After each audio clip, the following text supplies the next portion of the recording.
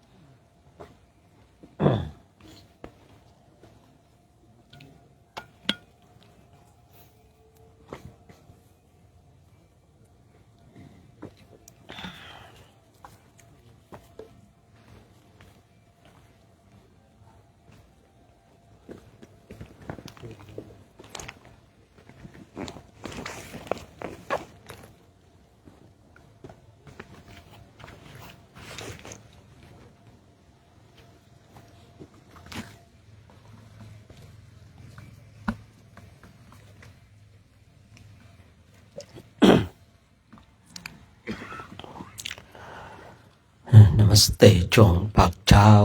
มืดของวันนี้นะของวันที่22กุมภาพันธ์นะพุทธศักราช2569นะเป็นเช้าที่เราท่านทั้งหลาย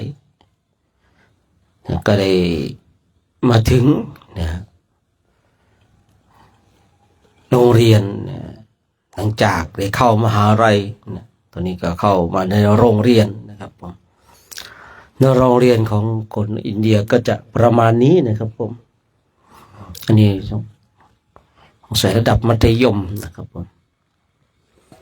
มาถึงก็ทำหน้าที่ของเราในแต่ละวันนะมาอินเดียก็ดีหลายอย่างนะสอนให้เราได้รู้นะอะไรหลายๆอย่างเช่นเนี่ยห้องน้ำกว้างนะอารัมเซเลยเนาะไปตรงไหนก็ไปเถอะเอาที่สบายใจนะแล้วก็สอนให้เราสำรวจตัวเองเดินไปเนี่ยเสร็จภารกิจแล้วเนี่ยต้องเช็ครองเท้าแล้วสำรวจตัวเองเนี่ยคือสอนให้เรารู้จักสำรวจตัวเองว่าเหยียบกับระเบิดหรือเปล่าเนี่ยนะเนี่ยถ้าเราไม่สำรวจตัวเองเนี่ยนะเราเองก็เหม็นนะเพื่อนประพฤติพรหมจรรย์ก็เหม็นแล้วก็จะเป็นตำนานสำหรับรุ่นของเราอย่างเงี้ยนะมันเป็นตำนานเลยนะครับนะเรื่องราวของการมาจาริกธุดงค์ในประเทศอินเดียและเนปาลนะเราจะสร้างตำนานที่ดีนะสำหรับตัวของเราหรือว่าเราจะสร้างตำนานที่แบบเชิงตลกนะก็ขึ้นอยู่กับการกระทำของเราเองเนี่ยบางทีอยากจะให้เพื่อนประพฤติพรหมจรรย์จำได้ไงนะต้องสร้างวีรกรรมไว้สักนิดนึงรุ่นนั้นในปี12รูปนั้นไปเดินเหยียบกับระเบิดเนี่ยเดินมาแล้วก็ไม่ได้เช็ดไม่ได้ล้างส่งกินรบกวนเพื่อนเนี่ยก็ได้อยู่เหมือนกันนะก็ได้อยู่เหมือนกันสร้างตำนานสำหรับชีวิตของเราด้วยตัวของเราเองการที่เรามาจาริกในประเทศอินเดียเนี่ยก็ถือว่าอีกเป็นตำนานสำหรับชีวิตของเรานะครับไม่ว่าเราจะอยู่ในเพศของบรรพชิตหรือเพศของนักบวชหรือว่าเราจะศึกษาราเพศไปเนี่ยในสิ่งเหล่านี้ก็จะเป็นประวัติศาสตร์ชีวิตสำหรับตัวของเราเองคือเราจะเป็นผู้ที่ขีดเขียนลีลาชีวิตของเราด้วยตัวของเราเองลีลาชีวิตของเราไม่ได้ให้คนอื่นมาขีดเขียนเราขีดเขียนลีลาชีวิตของเราด้วยตัวของเราเองในวันนี้เนี่ยเราได้เขียนเรื่องราวตัวของเราด้วยตัวของเราเองเนี่ยการเดินจาริกในประเทศอินเดียและเนปาลเนี่ยช่วงนี้ก็กำลังจะเข้าสู่วัยสาลีหรือว่าเวสาลีของพระเจ้าลิชวีแคว้นวัชชีนะ นี่เราก็จะได้เข้าไปศึกษาเรื่องราวที่เกี่ยวกับพระพุทธศาสนาว่าพุทธศาสนาในแต่ละแว่นแคว้นเป็นเช่นไรมีความเจริญรุ่งเรืองมากน้อยขนาดไหนสิ่งหนึ่งที่ผมได้เคยคุยนะว่าที่เราได้เห็นชัดเจนคืออะไรการเกิดขึ้นตั้งอยู่และดับไปของสรรพสิ่งเราก็จะเห็นความเจริญความรุ่งเรืองความเสื่อมนี่คือสัจธรรมของชีวิตการที่เราได้มากราบสังเวชะเพื่อให้เราได้เห็นและน้อมมาให้เห็นในสัจธรรมแห่งความเป็นจริงว่าทุกสิ่งทุกอย่างมีการเกิดขึ้นตั้งอยู่ดับไปมาได้ศึกษาได้เรียนรู้สิ่งทั้งหลายด้วยตัวของเราเห็นด้วยตาฟังด้วยหูสัมผัสด้วยมือและเท้าของเราคือเห็นด้วยตาตาไม่เห็นแล้วโอ้โหมหาวิทยาลัยนารันทาเป็นเช่นนี้โอ้โหปาวานเจดีย์สถานที่พระเจ้าปรงพระชนมายุสังขารเป็นเช่นนี้โอ้โหวัดป่ามหาวันที่เกิดภิกษุณีรูปแรกเป็นเช่นนี้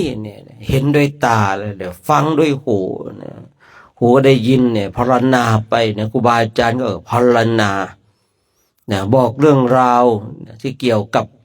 พระพุทธศาสนาตั้งแต่ยุคต้นยุคเจริญ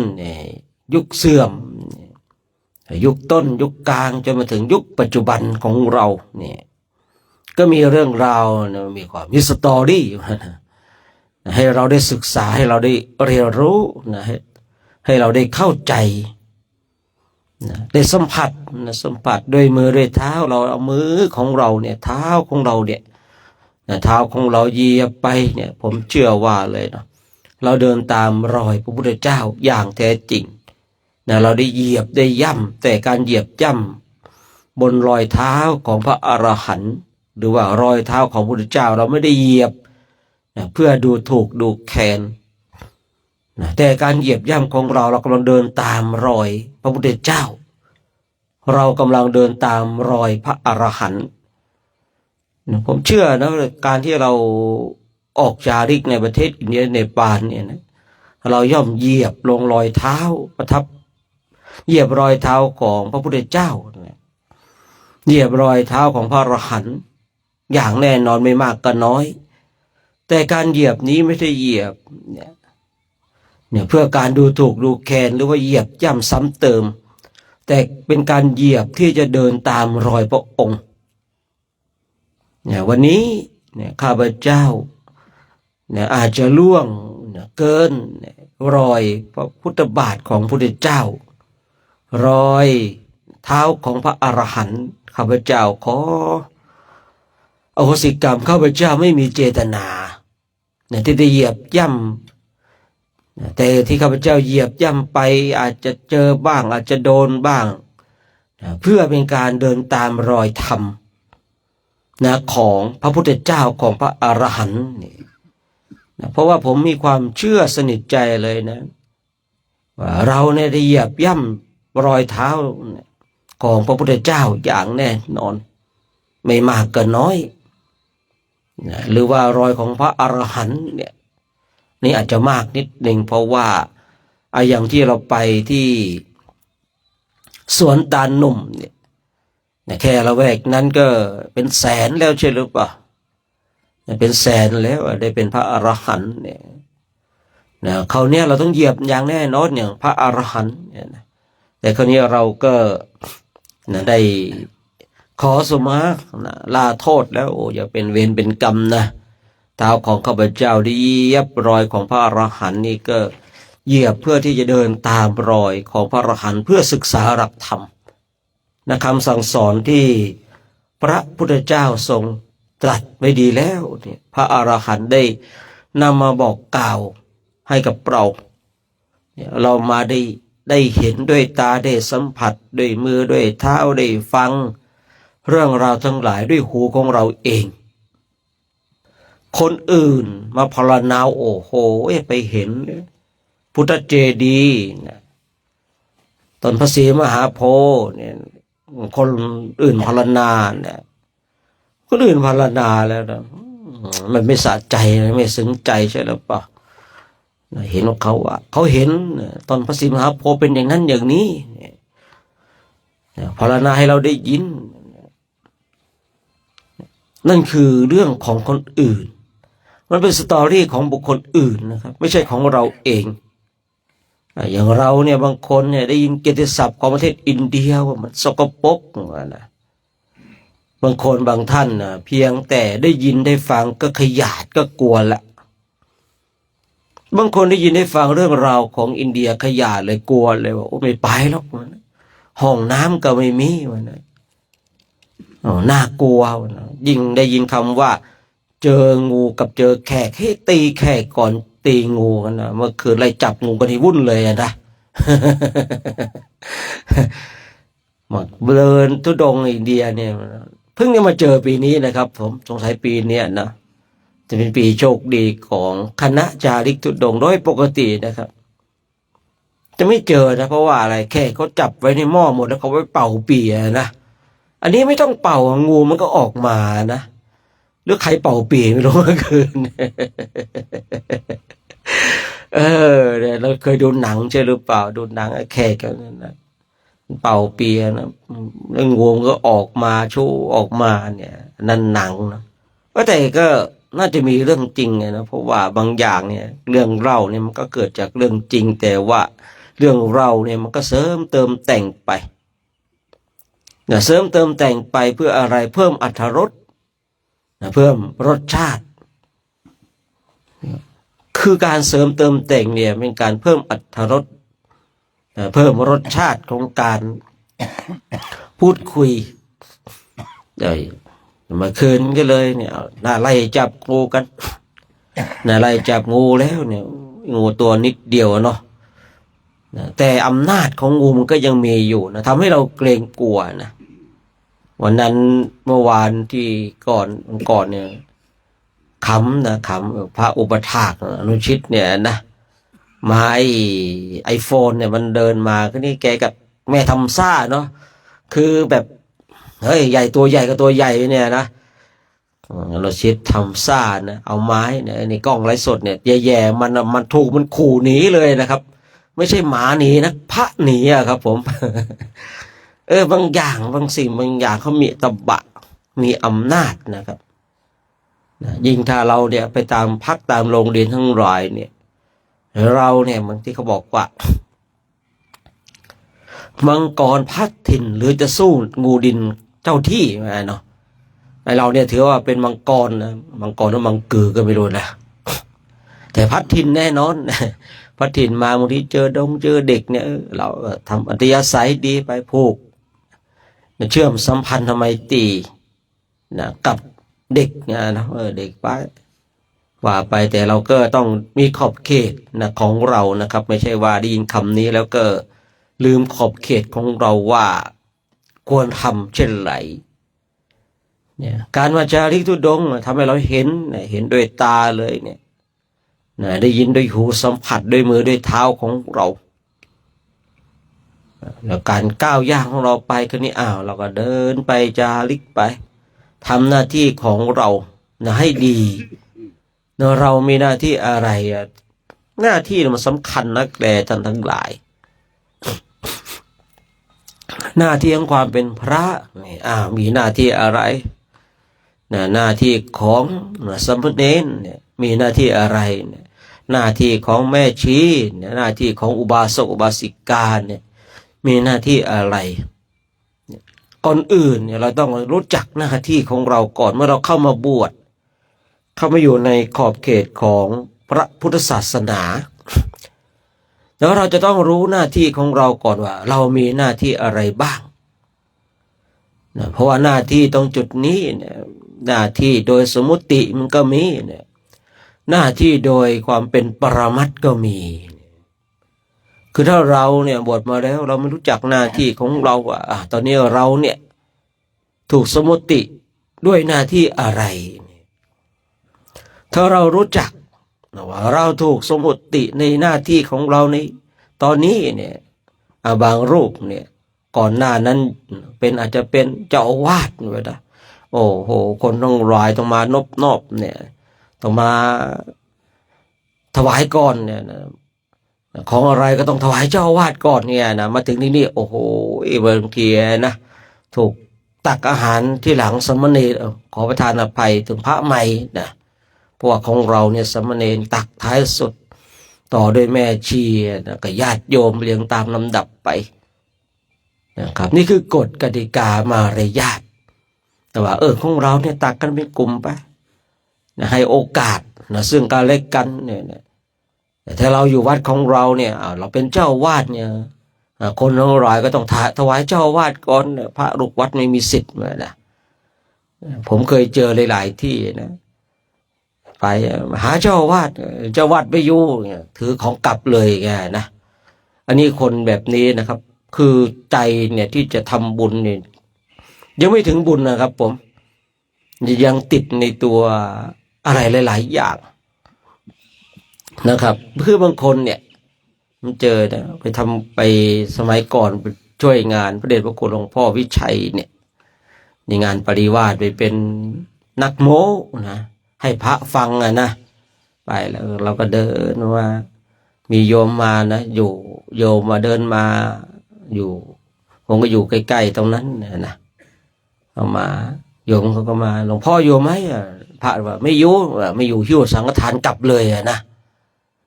อันนี้เขาเกิดบ่งบอกนะอะไรหลายๆอย่างเนี่ยเราได้เป็นมังกรพัดถิ่นเนาะจะสู้งูดินเจ้าที่นะเรามาอยู่ทำหน้าที่ของเราเมื่อเราทำหน้าที่ของเราอย่างดีแล้วทุกสิ่งทุกอย่างมันก็ดีความดีทั้งหลายเนี่ยมันเริ่มต้นที่ตัวของเราก่อนไม่ได้เริ่มจากบุคคลอื่นนะความดีของเราเนี่ยมันเริ่มจากตัวของเราเองเนี่ยมันเริ่มจากหน้าที่เนี่ยถ้าเราเนี่ยอยากจะเป็นพระอรหันต์หน้าที่ไม่ถูกต้องหน้าที่ไม่สมบูรณ์เป็นพระอรหันต์ไม่ได้นะเป็นพระอรหันต์ไม่ได้เนี่ยอีหน้าที่เนี่ยผมมองดูแล้วมันเป็นพื้นฐานหล่อหลอมที่จะทำให้เราเข้าสู่อริยมรรคอริยผลถ้าเราเป็นพระที่ดีไม่ได้เราจะเป็นพระอรหันต์ได้อย่างไรใช่หรือเปล่าเราเนี่ยต้องเป็นพระที่ดีก่อนทำหน้าที่ของตนเองให้ดีรู้จักสมมุติของโลกรู้จักสมมุติสิ่งทั้งหลายที่บทบาทดีราชีวิตของเราในช่วงนั้นเวลานั้นเราเนี่ยมีสมมุติในเรื่องอันใดลีลาชีวิตของเราณเวลานั้นเนี่ยควรเป็นอย่างไรเนี่ยที่ผมเคยคุยว่าผมเองเนี่ยเวลาที่เป็นผู้นำอาจจะเป็นผู้นำที่ไม่ดีแต่เวลาเป็นผู้ตามจะเป็นผู้ตามที่ดีอันนี้คือสิ่งที่ผมตั้งใจสอนตัวเองเตือนตัวเองบอกตัวเองเมื่อเราเนี่ยถึงเขาเป็นผู้นำอาจจะเป็นผู้นำที่ไม่ดีเนี่ยคนทั้งหลายอาจจะนั่งนินทารับหลังกระซิบกระซาบรับหลังอย่างนั้นอย่างนี้มันต้องอย่างนั้นมันต้องอย่างนี้เนี่ยอันนี้มันเป็นเรื่องปกติให้คนทั้งหลายที่มีเรื่องคุยนะแต่เวลาเป็นผู้ตามเราก็จะตามไปครับก็ตามไปก็เดินนำไปทางนั้นเราไปทางนั้นนะผมเคยคิดว่าถ้าคนนำเดินลงรูปูได้เราก็ต้องเดินลงได้ขอให้คนนำเดินไปก่อนขอให้คนนำเดินไปก่อนนะถ้าคนนำเดินไม่ได้ก็เดินพาไปก็ไปทั้งนั้นเนี่ยเพราะว่าลีลาชีวิตของเราเนี่ยบทบาทชีวิตของเราในช่วงนี้สมมติว่าให้เป็นผู้ตามไปทางไหนเนี่ยเขาไปทางไหนเราก็ตามไปทางนั้นแต่ถ้าว่าเราเนี่ยมีบทบาทหน้าที่เป็นผู้นำเนี่ยคือการเป็นผู้นำคนนะท่านทั้งหลายมันไม่สามารถที่จะทำให้ทุกคนถูกใจได้นี่คือสิ่งที่เราจะต้องมาเรียนรู้นะเพราะว่าถ้าเราจะทำในฐานะผู้นำคนนะ เราจะทำให้ทุกๆคนเนี่ยถูกใจเนี่ยไม่มีนะครับบนโลกนี้ไม่มีโดยเด็ดขาดโดยประการทั้งปวงว่าคนคนหนึ่งเนี่ยถ้าอยู่ในฐานะผู้นำเนี่ยที่จะทำอะไรก็ตามที่ถูกใจทุกๆคนเนี่ย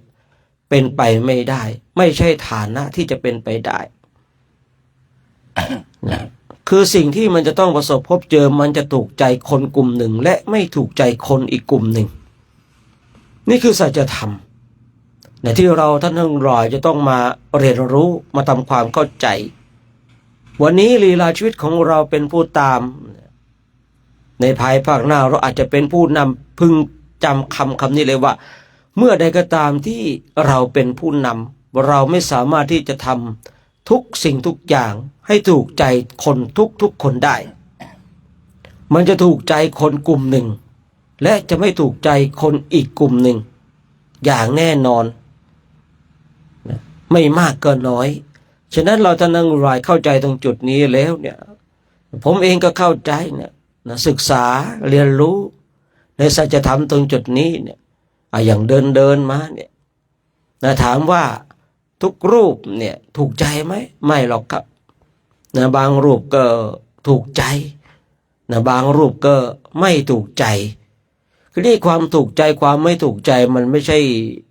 หน้าที่ของผมที่ผมจะต้องไปยัดเยียดความถูกใจความไม่ถูกใจให้ท่านทั้งหลายแต่หน้าที่ของผมคืออะไรเดินมาดูแลความเรียบร้อยเดินมาถึงพร้อมกันนะถึงเวลาพักเกิดพักถึงเวลาเดินเกิดเดินเนี่ยอันนี้หน้าที่บทบาทที่ผมได้รับนะแต่ความถูกใจนั้นเนี่ยผมไม่ได้รับบทบาทหน้าที่ว่าคุณต้องทำทุกอย่างให้คนถูกใจคือเนี่ยถ้ามีบทบาทตรงจุดนี้ว่าคุณต้องทำหน้าที่ให้ถูกใจทุกๆคนผมไม่รับโดยเด็ดขาดนะไม่ว่าใครก็ตามแม้ผมนะครับไม่ว่าใครก็ตามแม้แต่พระอินทร์หรือว่าเทวดาลงมาท่านต้องทำอะไรให้ถูกใจทุกๆคนนะแต่ผมไม่รับในบทบาทลีลาชีวิตในบทนั้นอย่างแน่นอนเพราะอะไรมันไม่สามารถที่จะเป็นไปได้การงานอันหนึ่งอันใดที่จะทำให้ทุกคนถูกใจเนี่ยมันไม่มีอย่างแน่นอนมันย่อมมีบุคคลที่ถูกใจและไม่ถูกใจแต่ถ้ามีคำสั่งว่าต้องทำให้ทุกคนถูกใจผมจะเดินหนีจากคำสั่งนั้นเพราะอะไรเพราะมันไม่สามารถที่จะเป็นไปได้อย่างแน่นอนอย่างแน่นอนเราเดินมากันเนี่ยบางคนก็ถูกใจบางคนไม่ถูกใจอันนี้มันเป็นเรื่องที่ท่านทั้งหลายจะมาตัดสินเอง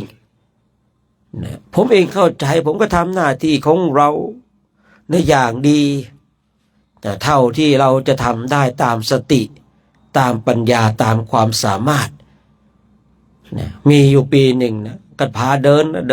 ไปแล้วมันวนซ้ายวนขวาไอตอนที่เราเดินไปเราไม่เห็นเส้นทางที่ว่ามันจะไปว่ามันไปทะลุตรงไหนคือเนี่ยนักภาควิจารณ์เนี่ยแหมธรรมวิจารณ์มันเยอะครับพระเราเนี่ยนะเฮ้ยทำไมไม่เดินมาตรงนี้เลยมันใกล้นิดเดียวครับทีแรกมันไม่เห็นครับแต่เมื่อเราไปถึงจุดหมายปลายทางเราเห็นว่าทำไมเราไม่เดินในเส้นทางนี้เนี่ยไอตอนเดินเราไม่เห็นครับแต่พอเราไปถึงจุดหมายปลายทางแล้วเราจึงเห็นโอ้ยทำไมตรงนี้มันใกล้นิดเดียวคือเนี้ยธรรมวิจารณ์ของผู้ตามมันก็จะเกิดขึ้นแหละโอ้โหน้องอย่างนั้นนะต้องอย่างนี้นะพาเดินวนไปนู่นวนไปนี่ใช่ครับไอตอนเดินมันไม่เห็นครับแต่เมื่อเราไปถึงจุดหมายปลายทางเราจึงเห็นครับเราจะเห็นสองเส้นทางข้างทางได้ชัดเจนตอนที่เราไปถึงจุดหมายปลายทางแต่ตอนที่เราเดินเนี่ยบางทีเราไม่ได้เห็นจุดหมายไปไม่ได้เห็นสองข้างทางเลยนะเรามุ่งที่จะถึงจุดหมายปลายทางฉะนั้นในการที่เราได้เข้ามาร่วมในโครงการเนี่ยเราก็มาทำหน้าที่ของเราให้ดีแต่ละคนแต่ละท่านใครมีหน้าที่อะไรก็ทำกันไปพระเจ้าหน้าที่ก็ดี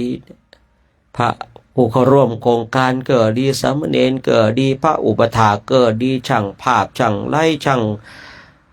ติช่างเตียนก็ว่ากันไปเนาะมีอะไรช่างอะเนาะช่างติกติไปเถอะนะ ช่างติมันมีอยู่แล้วนะ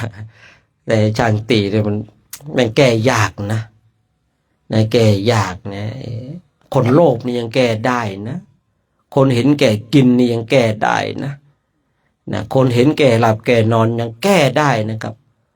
ไอ้คนขี้คุยมันยังก็ยังพอแก้ได้นะไอ้ผมเองสมัยก่อนบวชสามเณรพระฤดูร้อนเนี่ยทีนี้ผมเองเนี่ยมีอยู่ในรูปหนึ่งเนาะ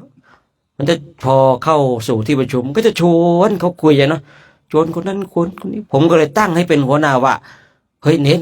นเป็นหัวหน้าในการดูแลว่าถ้าใครคุยจดรายชื่อมาเมื่อเขาได้เป็นหัวหน้าในฝ่ายนี้ครับเขาไม่คุยเลยครับเขาจะคอยดูว่าใครเป็นคนคุยอย่างนั้นนะอ้าวเมื่อเขาได้รับบทบาทหน้าที่ว่าเป็นหัวหน้าแล้วเฮ้ยหัวหน้านะต้องเป็นแบบอย่างให้ไปคุยเขาเห็นนะคุณต้องคอยนิ่งคอยดูนะคนนี้เองเขาคอยดูนะคอยดูคนอื่นใครจะคุยนะและอีกคนหนึ่งชอบลุกเนี่ยพอเข้าสู่ที่ประชุมก็ลุกไปลุกมาลุกมาลุกไปลุกไปนู่นไปนี่ผมก็ตั้งให้เป็นเน้นคอยดูหัวหน้าเป็นหัวหน้านะว่าใครเป็นคนคอยลุกงานนะใครลุกบ่อยเน้นคอยจดชื่อนะอ้าวเน้นมันก็เป็นหัวหน้าเนี่ยไม่ลุกแล้วคนนี้นะไม่ได้คอยดูคนอื่นแหละแล้วคอยจดอาจารย์วันนี้นะไม่มีใครลุกเลย เนี่ยอ้าวผมเองนะจับจุดบทเนนอยู่9 ปีนะครับสมัยก่อนพาเนนเดินทุดงค์โอ้ยไอเรื่องแบกของหนักเนี่ยนะพระเราที่เดินกันเนี่ยแบกหนักไม่เท่าของเนนหรอกครับเนนผมแบกให้แบกบริการทุกอย่างไม่มีรถติดตามแบบนี้นะไม่มีรถ10 ล้อ12 ล้อมั้งอันนี้นะว่าไม่มีรถ12 ล้อเลยนะโอ้โหทีแรกถึงบิ๊กแบ็กก็แบกคนเดียวไหวอ่ะอันนี้3 คนแหละเดินไปอีกเดี๋ยว5 คนครับเดินไปทีว่าเอาไปไหนกันหมดถุงยกถุงบิ๊กแบ็ก7 องค์อย่างเงี้ยนะครับมาทำวัดสวดมนต์2 รูป มีเนี่ยฉะนั้นเนี่ยบางสิ่งบางอย่างนะบางสิ่งบางอย่างเนี่ยช่างตินะมันแก้ยากครับผมแก้ยากอย่างอื่นเนี่ยผมยังมีวิธีแก้ในช่างติช่างเตียนช่างเนี่ยมันยากนะครับผมคนมันติทุกอย่างแต่ลืมติอยู่อย่างเดียวคือติตัวเองไอ้ช่างติเนี่ยนะมันติทุกคนนะครับนะยกเว้นติตัวเองนะเหมือนกับตดคนอื่นมันเหม็นเหลือเกินในตดตัวเองมันหอมนะตดตัวเองมันหอมคนอื่นมันเหม็นนะอุจจาระคนอื่นแล้วมันเหม็นเดินมาเนี่ยเจอเยอะเลยเนาะโอ้โหทั้งเก่าทั้งใหม่ทั้งแห้งทั้งสดนะคุณเจ้าของเราก็ไม่ต้องไปถ่ายรูปลงโซเชียลนะมีอยู่ปีหนึ่งนะ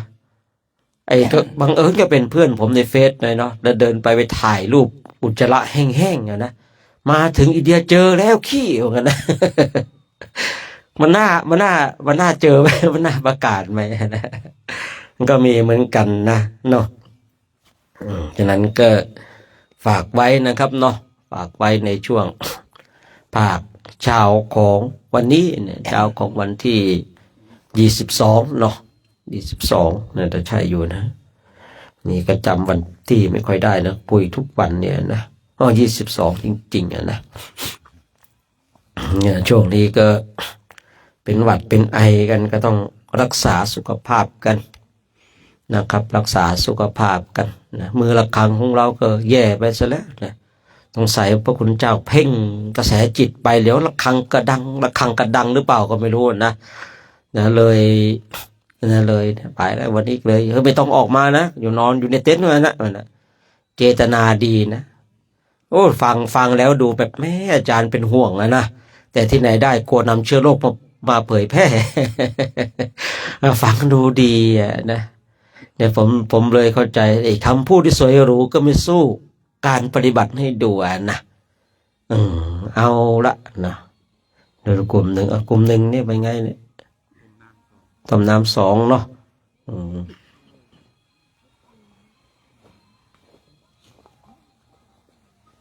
ต้มน้ำนะ ต้มน้ำกระต้มกันไปนะใส่น้ำพอดีนะจะได้เดือดเร็วๆนะบางวันผมเดินไปดูโอ้โหขนาดใส่กระติกแล้วน้ำเหลือกับครึ่งหม้อนะมันชาติอะไรมันจะร้อนนะบางทีนะ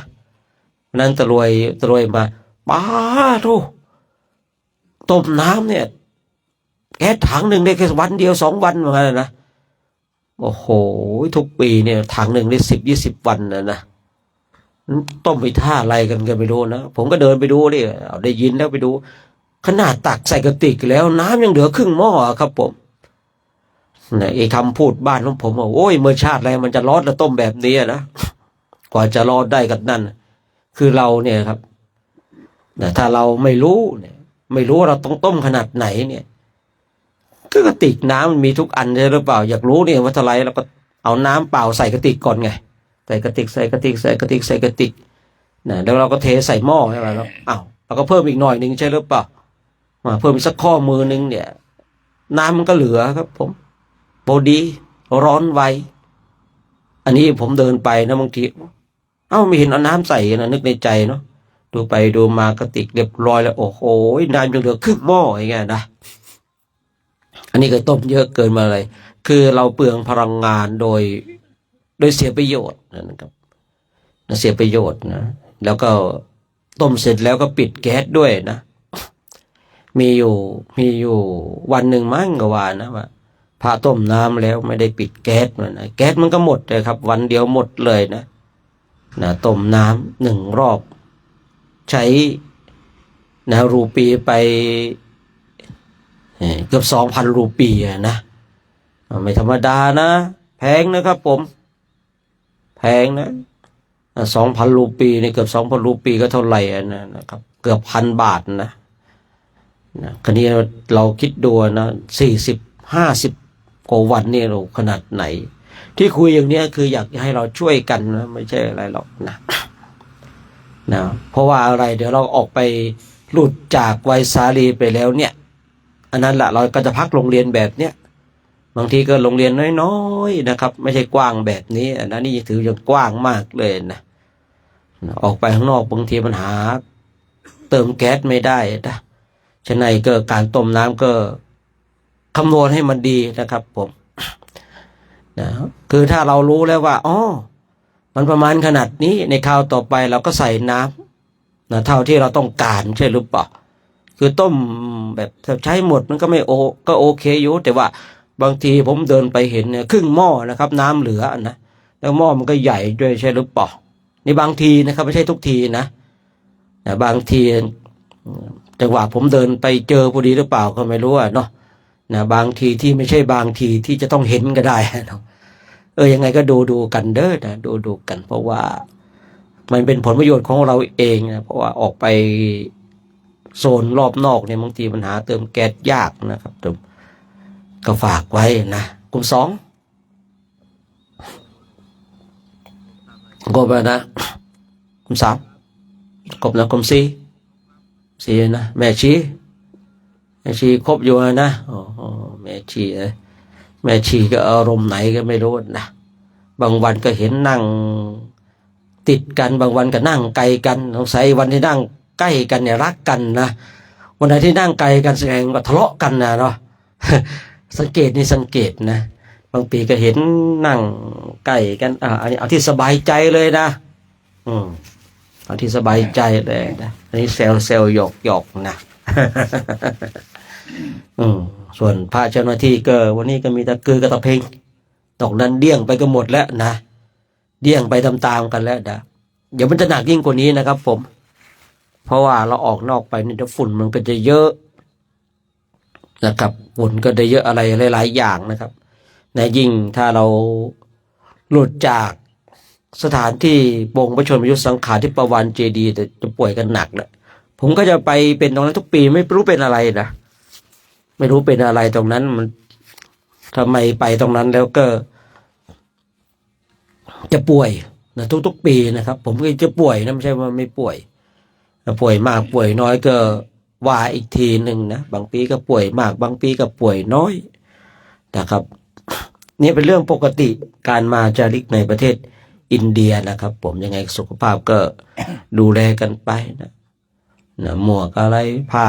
อะไรก็ว่ากันไปนะดูใส่กันไปตามความเหมาะสมนะครับนะตามความเหมาะสมเพราะว่าพระก็เริ่มไอแล้วนะหรือว่าไอติมเป็นเหตุสังเกตได้หรือเปล่าไม่รู้นะเพราะว่าได้ไอติมมะม่วงกันไปแล้วรู้สึกว่าวันลงขึ้นเสียงนะหรือว่าไอติมเป็นเหตุสังเกตได้ก็ไม่รู้นะบางปีเนี่ยโอ้เนาะเดี๋ยวจะไปกันใหญ่อะเนาะเดี๋ยวก็จะไปกันใหญ่เดี๋ยวไม่ได้ทำวัดสวดมนต์แล้วนะของขึ้นนะของเริ่มขึ้นนะปลูกของแล้วนะปลูกของแล้วของขึ้นแล้วตอนนี้นะเลยโมเยอะหน่อยนะ เอาละเนาะเดี๋ยวเราจะได้ร่วมกันทำวัดสวดมนต์เจริญธรรมกรรมฐานกันในช่วงภาคเช้าของวันนี้นะให้ตะเพ่งให้นำวัดสวดมนต์นะอันนี้ฆ่าเชื้อโรคก่อนเนาะไม่ได้รังเกียจซึ่งกันและกันนะช่วงนี้เชื้อโรคมันติดอยู่ที่ไมค์ครับผมเนี่ยเพื่อไม่ประมาทผมต้องใช้แอลกอฮอล์ฉีดก่อนนะคือเราก่อนที่จะส่งอื่นให้คนอื่นเนี่ยเราต้องฉีดก่อนนะฉีดเนี่ยแอลกอฮอล์ก่อนนะเพราะว่าอะไรนะป้องกันนะเพราะว่าเชื้อโรคมันก็จะมาพวกนี้แหละนะ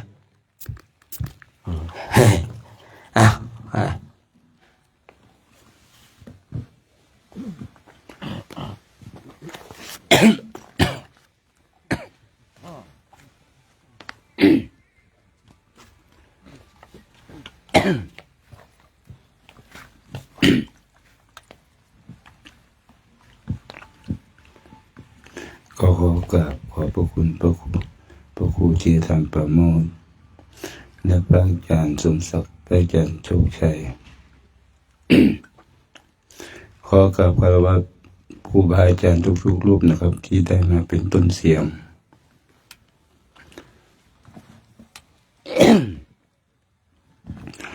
ถ้าพร้อมกันแล้วก็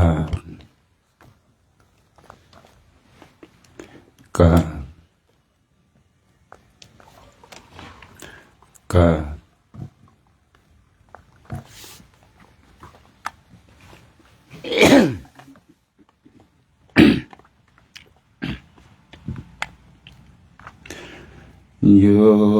โสภะคะวะอะระหังสัมมาสัมพุทโธสวากขาโตเยนะภะคะวะตาธัมโมสุปฏิปันโนยัสสะภะคะวะโตสาวกสังโฆ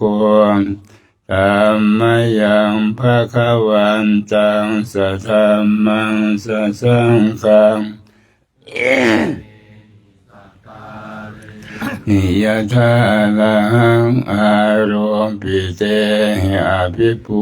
ชยามะสาธุโนปันเตภะคะวะสุจิราปรินิพพุโตเปียปัจฉิมาชนะตานุกัมปมานัสสะอิเมสกาเลทุขตาปนะกาลปุเตปฏิคันหาตุอัมหากังทีคารตังหิตายาสุขายาอะระหังสัมมาสัมพุทโธภะคะวาพุทธังภะคะวันตังอภิวาเทมิกะ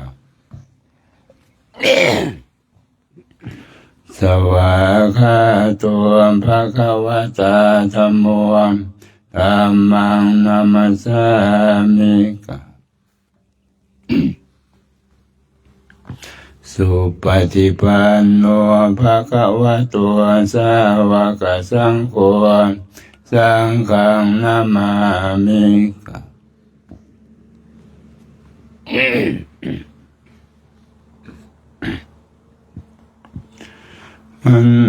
ธัมมยังพุทธัสสะภะคะวะโตปุพพะคะนะมะการังกะโรมาเสนะโมตัสสะภะคะวะโตอะระหะโตสัมมาสัมพุทธัสสะ นะโมตัสสะภะคะวะโตอะระหะโตสัมมาสัมพุทธัสสะนะโมตัสสะภะคะวะโต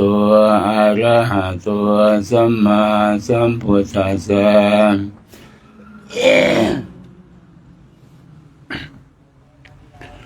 อันธรรมยังพุทธาภิสุทิงกโรมาเสโยโสตัสสะภะโตอะระหังสัมมาสัมพุทโธวิชชาจารณะสัมปันโนสุขโตโลกวิทูอนุตตรปุริสธรรมสารติสัทธาเทวมนุษย์สานังพุทโธภควาโยอิมังโรกังสเทวกังสมาระกังสพัมมะกังสหัสมณพัมมณิงปจังสเทวมนุษย์ตังสยังอภิญญาสาจิกาตวะปะเวเทสิโยธัมมังเทเสสิอาทิกัลยานังมัจเจกัลยานังปริโยสานกัลยานังสัทธังสัพยัญชนะเทวราปริปุณังปริสุทธังพะ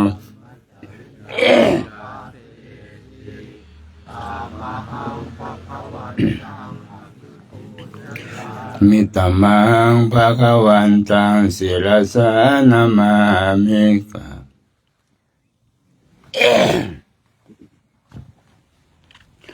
อันธรรมยังธัมมาภิสุทิงกโรมาเสโยโสสวากขาโตภะคะวะตาธัมโมสันติติโกอากาลิโกเอหิปัสสิโกโอปัญญิโกปัจจตังเวทิตาโพวิญโยหิธัมมังอภิปูชยามิธัมมังศิรสานามามิกะ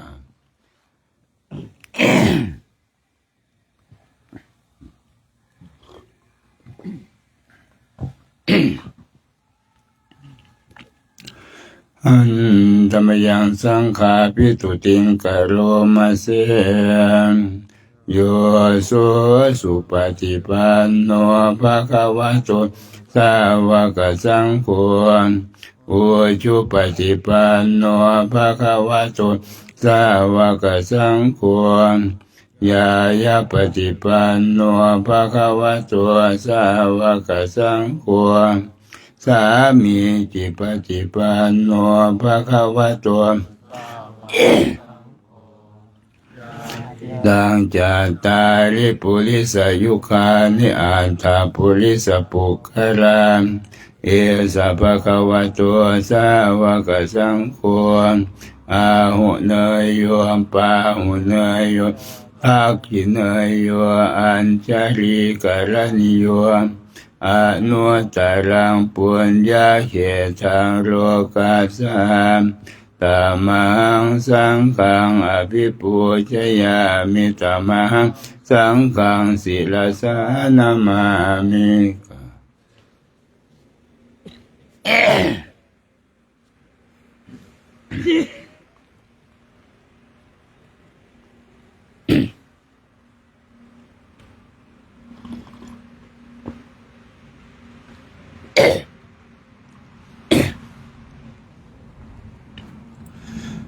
อันธรรมยังรัตนตยปนามคาทาโยเจวะสังเวคปริกิตนาปทัญจะปนามเสปุญตัวสุตัวการุณามหันนโวโยจันตสุทัพปรยานโรจโนโลกัสสะปะปุปกิเลสขาตะโกวันทามิพุทธังอะหะมาทะเลนะตังธัมโมปฏิปวิยตัสสะสะทุโนโยมาคาปะกามัตถเพทะพินนโก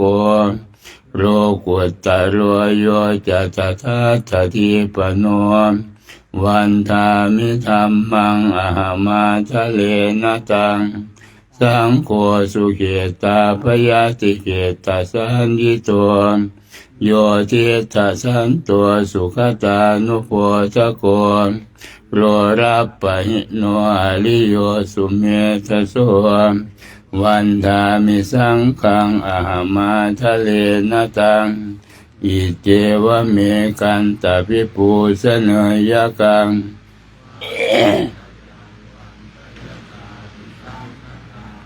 ปุญญังมายายังมะมะสาภุปัตถวามาหุนตุเวตัสสะปะภาวะสิทธิยาอิทัตถาคโตโลเกอุปันโนอะระหังสัมมาสัมพุทโธธัมโมจะเทสิโตนิยานิโกอุปสัมมิโกปรินิพพานิโกสัมโพธคามิสุขตัปปเวทิโตมายันตังธัมมังสุตวะเอวังชนะมาชาติปิทุกขาชราปิทุกขามรณะปิทุกขังโสกปริเทวทุกขโทมนัสสุปายาสาปิทุกขาอปิเยหิสัมปโยโคสุโคปิเยหิวิปโยโคสุโคยัมปิชังนารปฏิตัมปิทุกขังสังคิเตนะปัญจุปาทานขันธาทุกขังเสยทิทังรูปูปาทานขันธัวเวทนุปาทานขันธัวสัญญูปาทานขันธัวสังขารูปาทานขันธัววิญญาณุปาทานขันธัวเยสังปริญญายาทารมาโนโสภควาเอวังพังรังสาวะเกวิเนติเอวังภาคาจัปนัสสะภควะโตสาวะเกสวนุสาสนิปังอนิจจังเวทนานิจจาสัญญานิจจาสังขารานิจจาวิญญาณังอนิจจังรูปังอนัตตาเวทนานัตตาสัญญานัตตาสังขารานัตตาวิญญาณังอนัตตาสัพเพสังขารานิจจาสัพเพธัมมานัตตาติเตมะยังโอตินามหาจาติยาชระมะละเนนาโสเกหิปริเทเวหิสุเกหิโสมานาเสหิอุปายาเสหิทุกโขตินาทุกขปะเรตาอเปวนามิมาสเกวราสสุขังคันทัสสะอันตกิริยาปัญญาเยธาเตจิราปรินิพุตัมปิตังภคะวันตังอุทิศสะอรหันตังสัมมาสัมพุทธังสัทธาคารัสมาอนาคาลิยังปัปปจิตาตัสสมิงภควติธัมมจริยังจรามา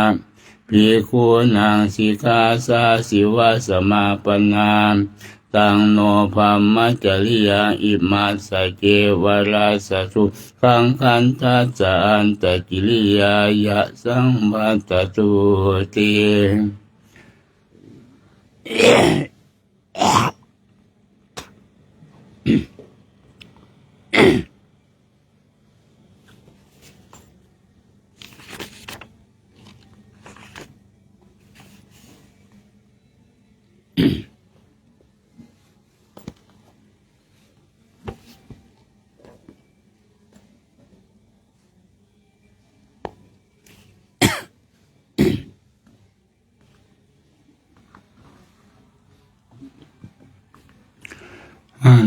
ธรรมยัง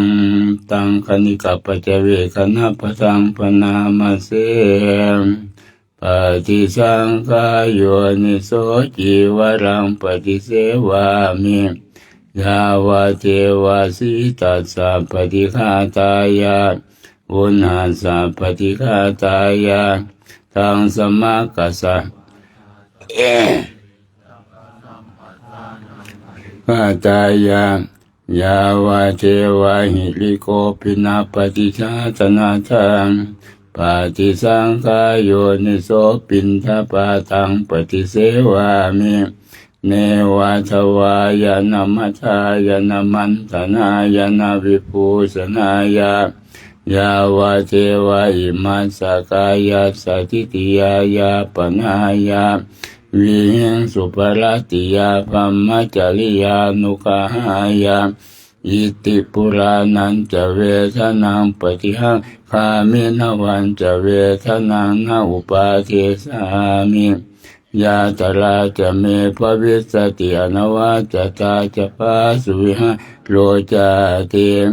ปฏิสังขายโยนิโสเสนาสนังปฏิเสวามิยาวะเทวาสิตาสาปฏิฆาตายาอุณหัสสะปฏิฆาตายาตังสมากัสสวาตาตปาสิลิงสปัสสัมปันจานังปฏิฆาตายายาวะเทวาอุตุปริสยาวิโนทังปฏิสังขายโยนิโสชิรานะปัจจยเปสัจจปริคารังปฏิเสวามิยาวะเทวาสิตัสสะปฏิฆาตายาอุณหัสสะปฏิฆาตายาลังสมากัสสวาตาตปะสิริงสปัสสัมปัสสะนะฆาตายายาวะเทวะอุปันนานังเวยาภาติกานังเวทนานังปฏิฆาตายาอัปปยาปัจจาปรมัตตายาติ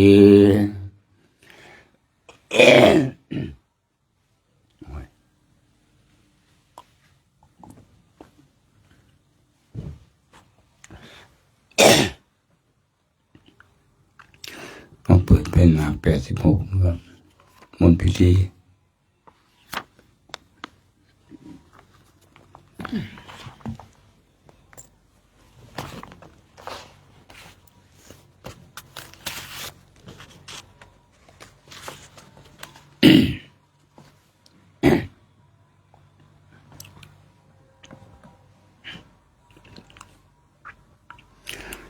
นะโมตัสสะภะคะวะโตอะระหะโตสัมมาสัมพุทธัสสะนะโมตัสสะภะคะวะโตอะระหะโตสัมมาสัมพุทธัสสะนะโมตัสสะภะคะวะโตสัมมาสัมพุทธัสสะพุทธังสรณังคัจฉามิธัมมังสรณังคัจฉามิสังฆังสรณังคัจฉามิทุติยมปิพุทธังสรณังคัจฉามิทุติยมปิธัมมังปิสังฆังสรณังคัจฉามิตติยมปิพุทธังสรณังคัจฉามิตติยมปิธัมมังสรณังคัจฉามิตติยมปิสังฆังสรณังคัจฉามิเอวเมสุตังเอกังสมยังภคะวาราณสิยังวิหารติอิสิปตะเนมิคทาเยตัตตระโคภคะวาปัญจวัคภิกขุเมภิกขเวอามันปันติมิตาภายโยจายังกาเมสุกามสุขันลิกานุโยโคหิโนกามโมปะทัวจานิโกอนาลิโยอนันนิโตโยจายังอัตตกิลมัฏฐานุโยโคทุกโขอนาลิโยอนัตตสันนิโตเอเตเต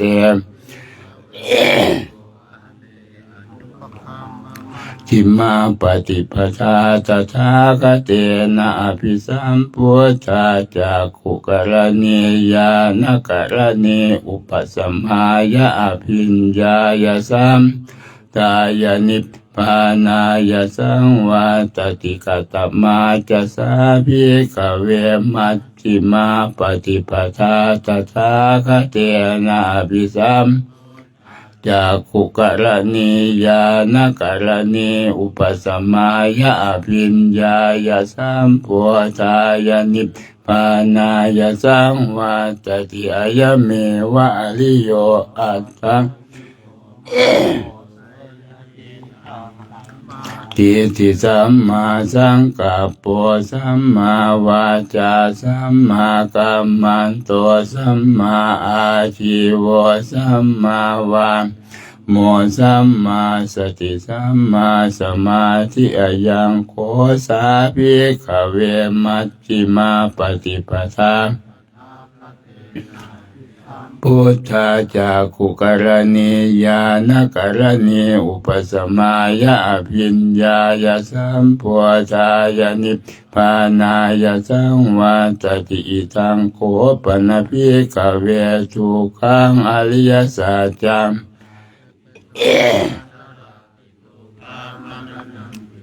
ขังโสกปริเทวทุกขโทมนาสุปายาสาปิทุกขาปิเยหิสัมปโยโคทุกโขปิเยปโยโคทุกโขยัมปิชังนารปฏิตามปิทุกขังสังหิเตนะปัญจุปาทานขันธาทุกขาโอปันภิกขเวทุกขสมุทัยโยอริยสัจจังยายังตัณหาปุโนภวิกานันติราตัตตระตัตตราภินันตินิเสยถีทางกามตัณหาภวตัณหาวิภวตัณหาอิทังโขปันภิกขเวทุกขนิโรธวตัณหายาเสสวิราคะนิโรธจาโคปฏินิจจโคมนติอนาลโยอิทังโคปนภิกขเวทุกขนิโรธกามินีปฏิปทาอริยสัจจังอายเมวะทิโกมัคโคเสยถีทางสัมมาทิฏฐิสัมมาสังกัปปะสัมมาวาจาสัมมากัมมันโตสัมอาชีวะสัมมาวายาโมสัมมาสติสัมมาสมาธิอิทังทุกขังอริยสัจจันติเมภิกขเวปุเพปาทิยานังอุทปาทิปัญญาอุทปาทิวิชาอุทปาทิอาโรโกอุทปาทิตังโคปนิทังทุกขังอริยสัจจังปรินเดยันติเมภิกขเวอนันโนสุเตสุธรรมเมสุจักขุงอุทปาทิยานังอุทปาทิปัญญาทิเวชาอุทปาทิอาโรโกอุทปาทิตังโคปนิทังทุกขังอริยสัจจังปริญญาตันติเมภิกขเวปุเพสุเตสุธรรมเมสุจักขุงอุทปาทิยานังอุทปาทิปัญญาวิชาอุทปาทิอาโรโกอุทปาทิอิทังทุกขสมุทัยโยอริยสัจจันติเมภิกขเวปุเพอะนะโนสุเตสุธรรมวงอุทปาทิยานังอุทปาทิปัญญาอุทปาทิวิชาอุทปาทิอาโรโกอุทปาทิตังโคปฏิตังทุกขสมุทัยโยสัจจังปหาตาพันติเมภิกขเวปุเพอะนะโนสุเตสุธรรม อุทปาทิปัญญาอุทปาทิวิชชาอุทปาทิอาโรโกอุทปาทิตังโขปนิทังทุกขสมุทัยโยอริยสัจจังปนันติเมภิกขเวอนันนุสุเตสุธัมเมสุจักขุงอุทปาทิญาณังอุทปาทิปัญญาอาโลโกอุทปาทิตังทุกขนิโรโธอริยสัจจันติเมภิกขเวปุเพอนันนุสุเตสุธัม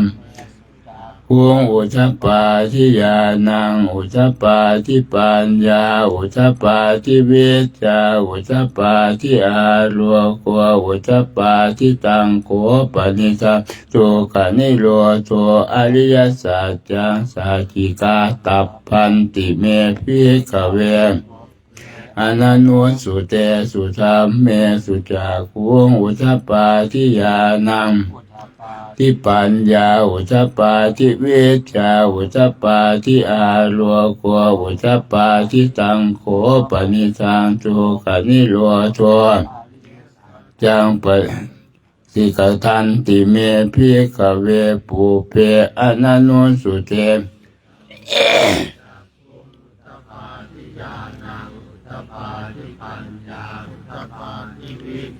อุทปาทิอาโลโกอุทปาทิตังทุกขนิโรธคามินีปฏิปทาอริยสัจจันติเม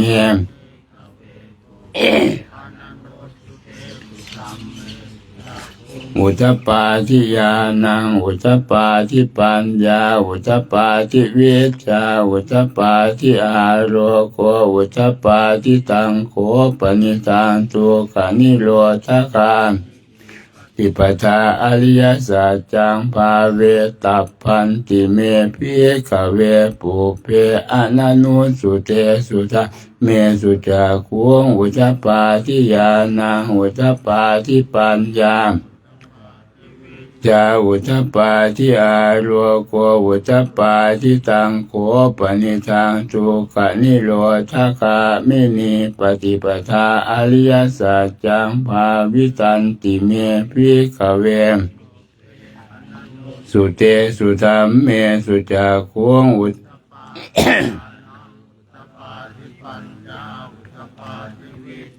ุทปาทิอาโลโกอุทปาทิยาวจีวันจะเมภิกขเวอิเมสุจตุสุอริยสัจเจสุเอวันติปริวัตดังตวันกาลังยถาภูตังญาณทัสสนังนสุวิสุตังอโหสิเนวตา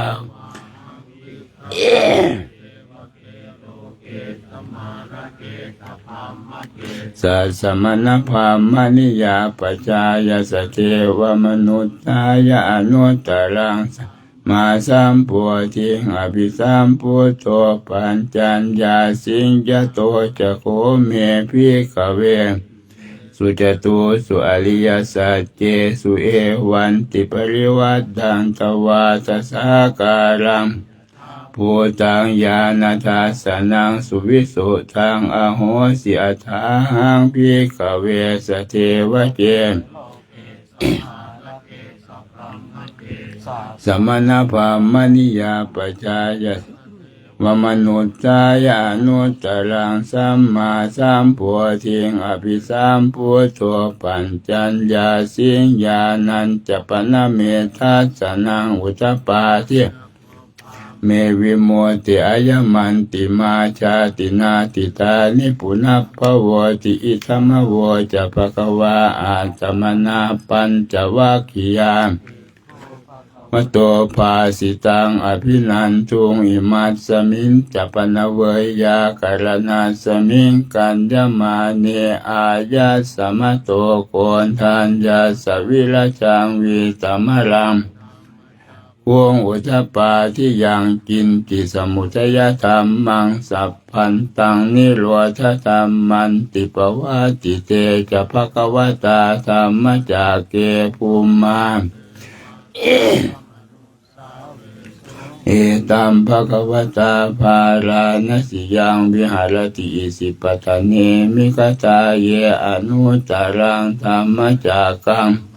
ติตังอัปปติวัติยังสมณเณนะวะภัมมเณนะวะเทเวนะวะมาเลนะวะภัมมุนาวะเกนะกิวะโรกัสสมิน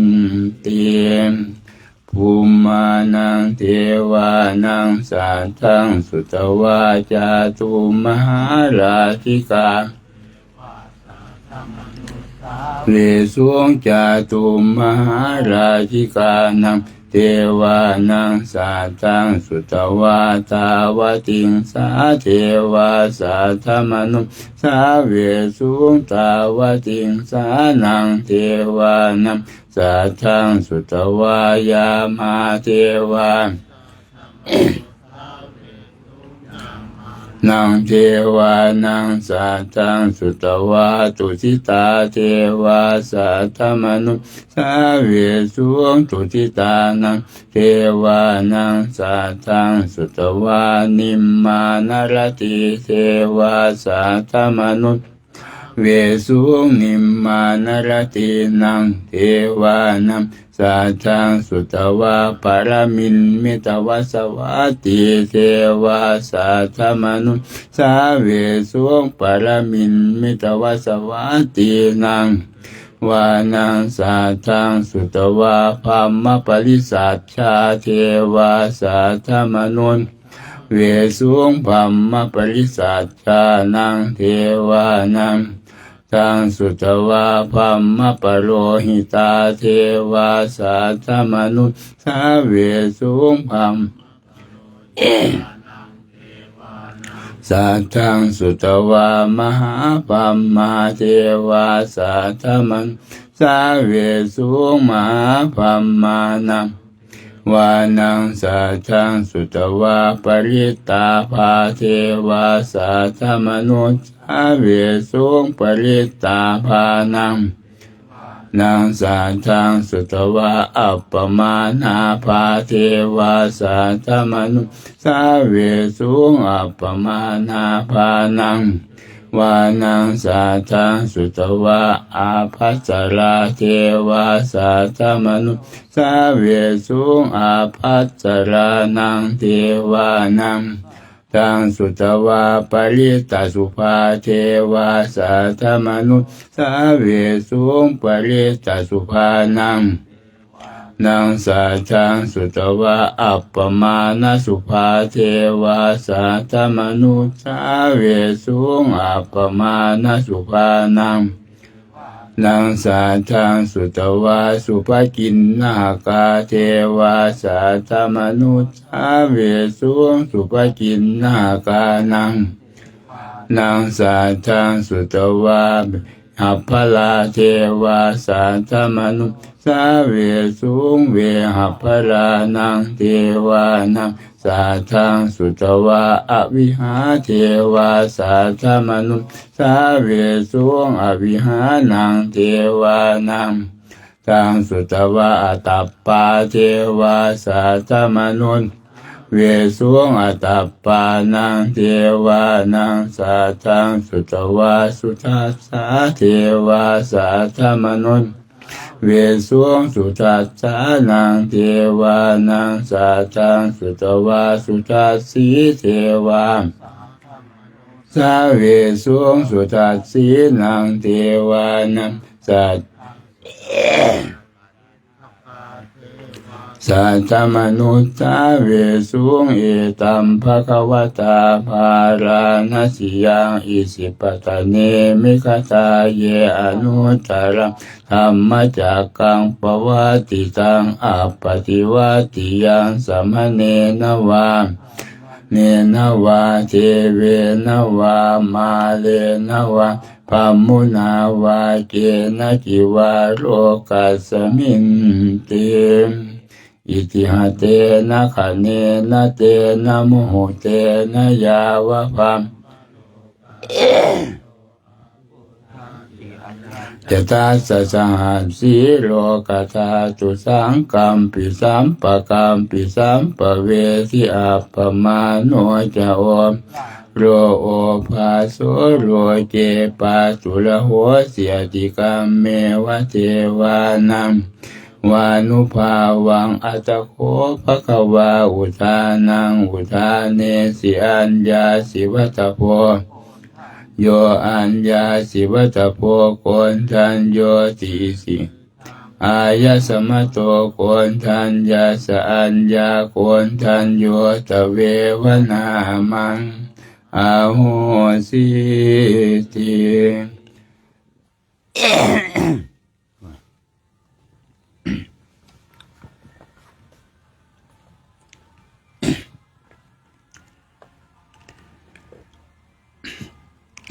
เป็นกรณียมาตะกุสเลนะยันตังสันตังปะทังอภิสเมจะสักโกอุชูจะสุมุชูจะสุวัจโจจะสมุทุอนัตติมานิสันตุนเรากวติสันตินทริโยจะนิปโกจะอัปปะคาโพกุเลสุอนันุกิปโตนะจะกุทังสมาจะเลกินกิเยนะวินโยอุปวัจเจยโยงสุกินโนวาเขมิโนโหตุสาเพสัตตาภวันตุสุขิตาตาเยจิปานะภูตาติตาสาวาทาวราวาอนาวเสสาธิกาวาเยมหันมาจิมาราสกาอนุกตุราติตาวาเยจะติตาเยจะตุเรวสันติวิตุเรภูตาวาสัมสิวาสัพเพสัตตาภวันตุสุขิตาตานะปะโรปะรังนิคุเพโรสนาปฏิกสัญญาณัญญมัญญาสตุขมิเจยมาตายธานิยังปุตตังอายุสาเอกปุตตมนุราเขวัมปิสาภภูเตสุมาณสัมภาวะเยอปริมาณังเมตตัญจะสัพพโรมานะสัมภาวะเยอปริมาณังอุทังอตัวจติริยันจะสัมภาทังอเวรังอัจจปาตังติทันจรังโนวาสยาโนวายาวตาสวิคตามิตโตเอตังสติงอทิเตยะภัมมะเมตังรังอิธรรมาหุตินุปกรรมศีลวาทัสสเนนะสัมปันโนกาเมสุวิเนยเขสังนหิจาตุคัมยังปุณเรติเตวิรูปะเขหิเมเมตังเมตังเอราปะเทหิเมสัพพยาปุตเตหิเมเมตังกันนะเมตังเมตังทิปาทะเกหิเมจตุปะเทหิเมเมตังเมตังพหุปะเทหิเมมามังอปาสะโกสิมามังหิงสิทิปาสะโกมามังจตุปะโทหิงสิมามังสัพเพสัตตาสัพเพปานาสัพเพปูชาเจเจวราสัพเพภัตตรานิปัสสันตุมากินจิปาปมาขมาอัปปมาโนอัปปมาโนธัมโมอัปปมาโนสังโฆปมาณวันตานิสิริงสปานิหิปิจิกา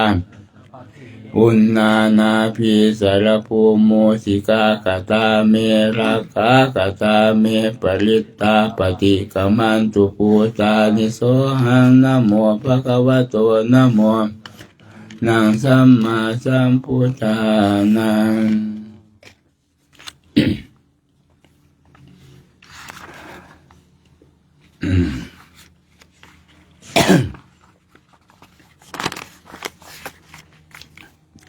อุเทตยัญจากกุมาเอกราชาหริสวรรณโนปฏิวิปปาโสตังตังนามาสามิหริสวรรณังปฏิวิปปาสังตยาจักขุตาวิหาเรเยปัมมนาเวสักุสาพะธรรมเมเตเมนะโมเตจมังปารยันตุนะมาตุพุทธานังนะมาตุโพธิญาณโมตานังนะโมวิโมตติยาอิมังโสปริตังกาตวาโมโรจรติเอสนาอเปสยัญจากกุมาเอกราชาปัจวิปปาโสตังตังนามาสามิหริสวรรณังปัจวิปปาสังตยาจักขุตาวิหาเรมติงเยปัมมนาเวสักุสาพะธรรมเมเตเมนะโมเตจะมังปารยันตุนะมาตุพุทธานังนะมาตุโพธิญาณวิมุตตานังนะโมวิมุตติยาอิมังโสปริตังกาตวาโมโรวาสมกัปปะเยติอาทิโลเจสีระคุโนสัจจังโสเฉยโนตยาเตนะสัจเจนะกาสัจกิริยมนุตตรังอาวาจิตวาธรรมพลังสลิตวาปุปเจสิเนสัจปรมวัฏสายสัจกิริยมกาสหังกาปัตตนาสันติปาทาวันจนามาตาปิตาจนิคันตาชาตเวทัปติกรรมสหัสสะเจกเตไมหังมหาตัวสิกิวาเสสิโสรัสสกลิสานิอุตกังปัตตวายทาสิกิสัจเจนะเมสโมนาติเม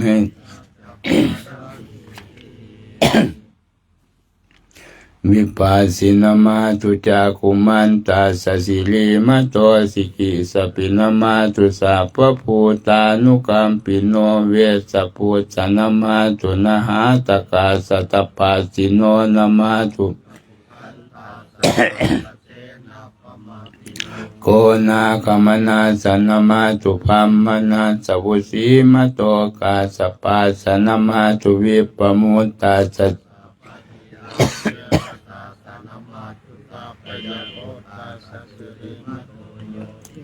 ธรรมันติ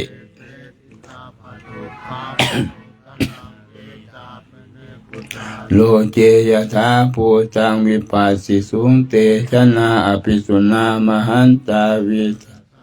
ตาหิตังเทวมนุตตานังยังนามาสันติโกตมังวิจาจรณสัมปันนังมหันตังละตังวิชาจรณสัมปันนังพุทธังวันธามโคตมันเตเอาเปิดเป็นหน้า31เอวเมสุตังเอกังสมยังภควาสาวัตติยังวิหารติเจตวันเนอนาถปินติกาสอาราเมตัตตระโขภควาภิกขุอามันเตสิภิกขวติปทันเตภิกขุภควโตปัจจัสโสสุงภควาเอตตะโวจาม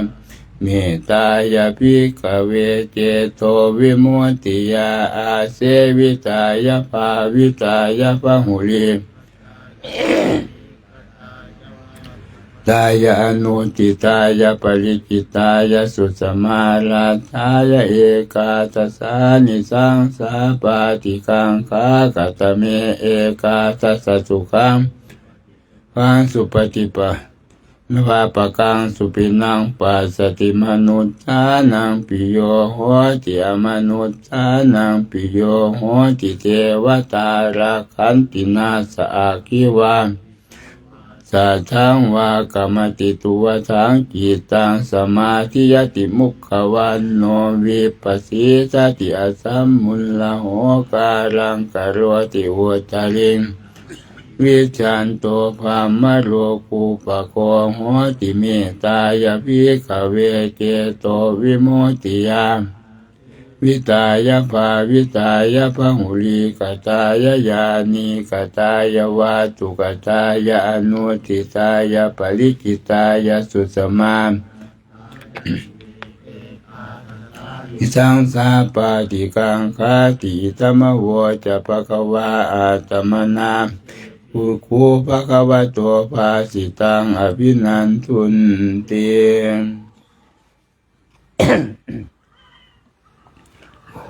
เปิดไปหน้า8นะธรรมยังปฏิทานคาทายโยปนามาเสยาเทวตาสันติวิหารวาสินีทุเปคะเลโพธิคะเลตหิงตหิงตาธรรมทาเนนะภวันตุปูชิตาโสทิงกโรนเตทวิหารมันตะเลเทลาจะมัจจานวกาจะภิกขวสารามิกาตานปฏิอุปาสกาขามมาจะเทสานิขมาจิอิสรา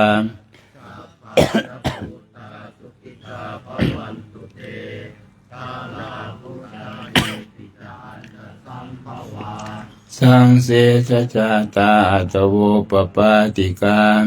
นิยานิกังธรรมวรังปฏิจเตสัพเพปิทุขัสสะกโรนตุสังสยังสาธุจิลังสตังธัมโมธัมมัสสราจะปุคลาสังโฆโหตุสมัคโควะอาจายาจาหิตายาจาอาเมราคันตุสัทธัมโมสัพเพปิธัมมจาริโนวัวติงสัมปาปุเนยามาธัมเมอริยปเวสิเตปัสสนาโหนตุสัพเพสัมมาทารังปเวชันตัวกาเลเทโวภวาสตุวุธิภาวายาสัตตานังสมิตังเนตุเมทะนิงมาตาปิตาจัตตราชังนิจังราคันติปุตตะกังปัจจังราคันตุสัพพะทาพุทธารัตนานัง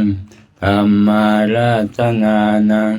สังฆารัตนานังอัปปมาโนพุทโธอัปปมาโนธัมโมอัปปมาโนสังโฆนะโมพุทธายะนะโมธัมมายะนะโมสังฆายะ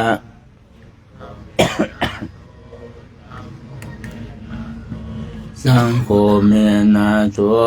พุทธบูชาธัมมบูชาสังฆบูชานิพพานปัจจโยโหตุ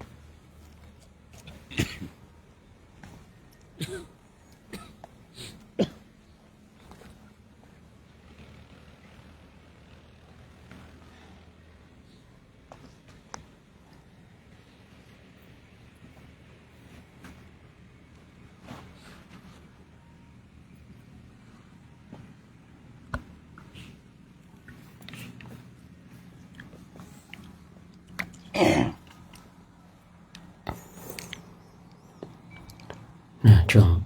ลำดับตัวนี้ไปก็เรานั่งมาเปลี่ยนภาวนากันสักก็ระยะหนึ่ง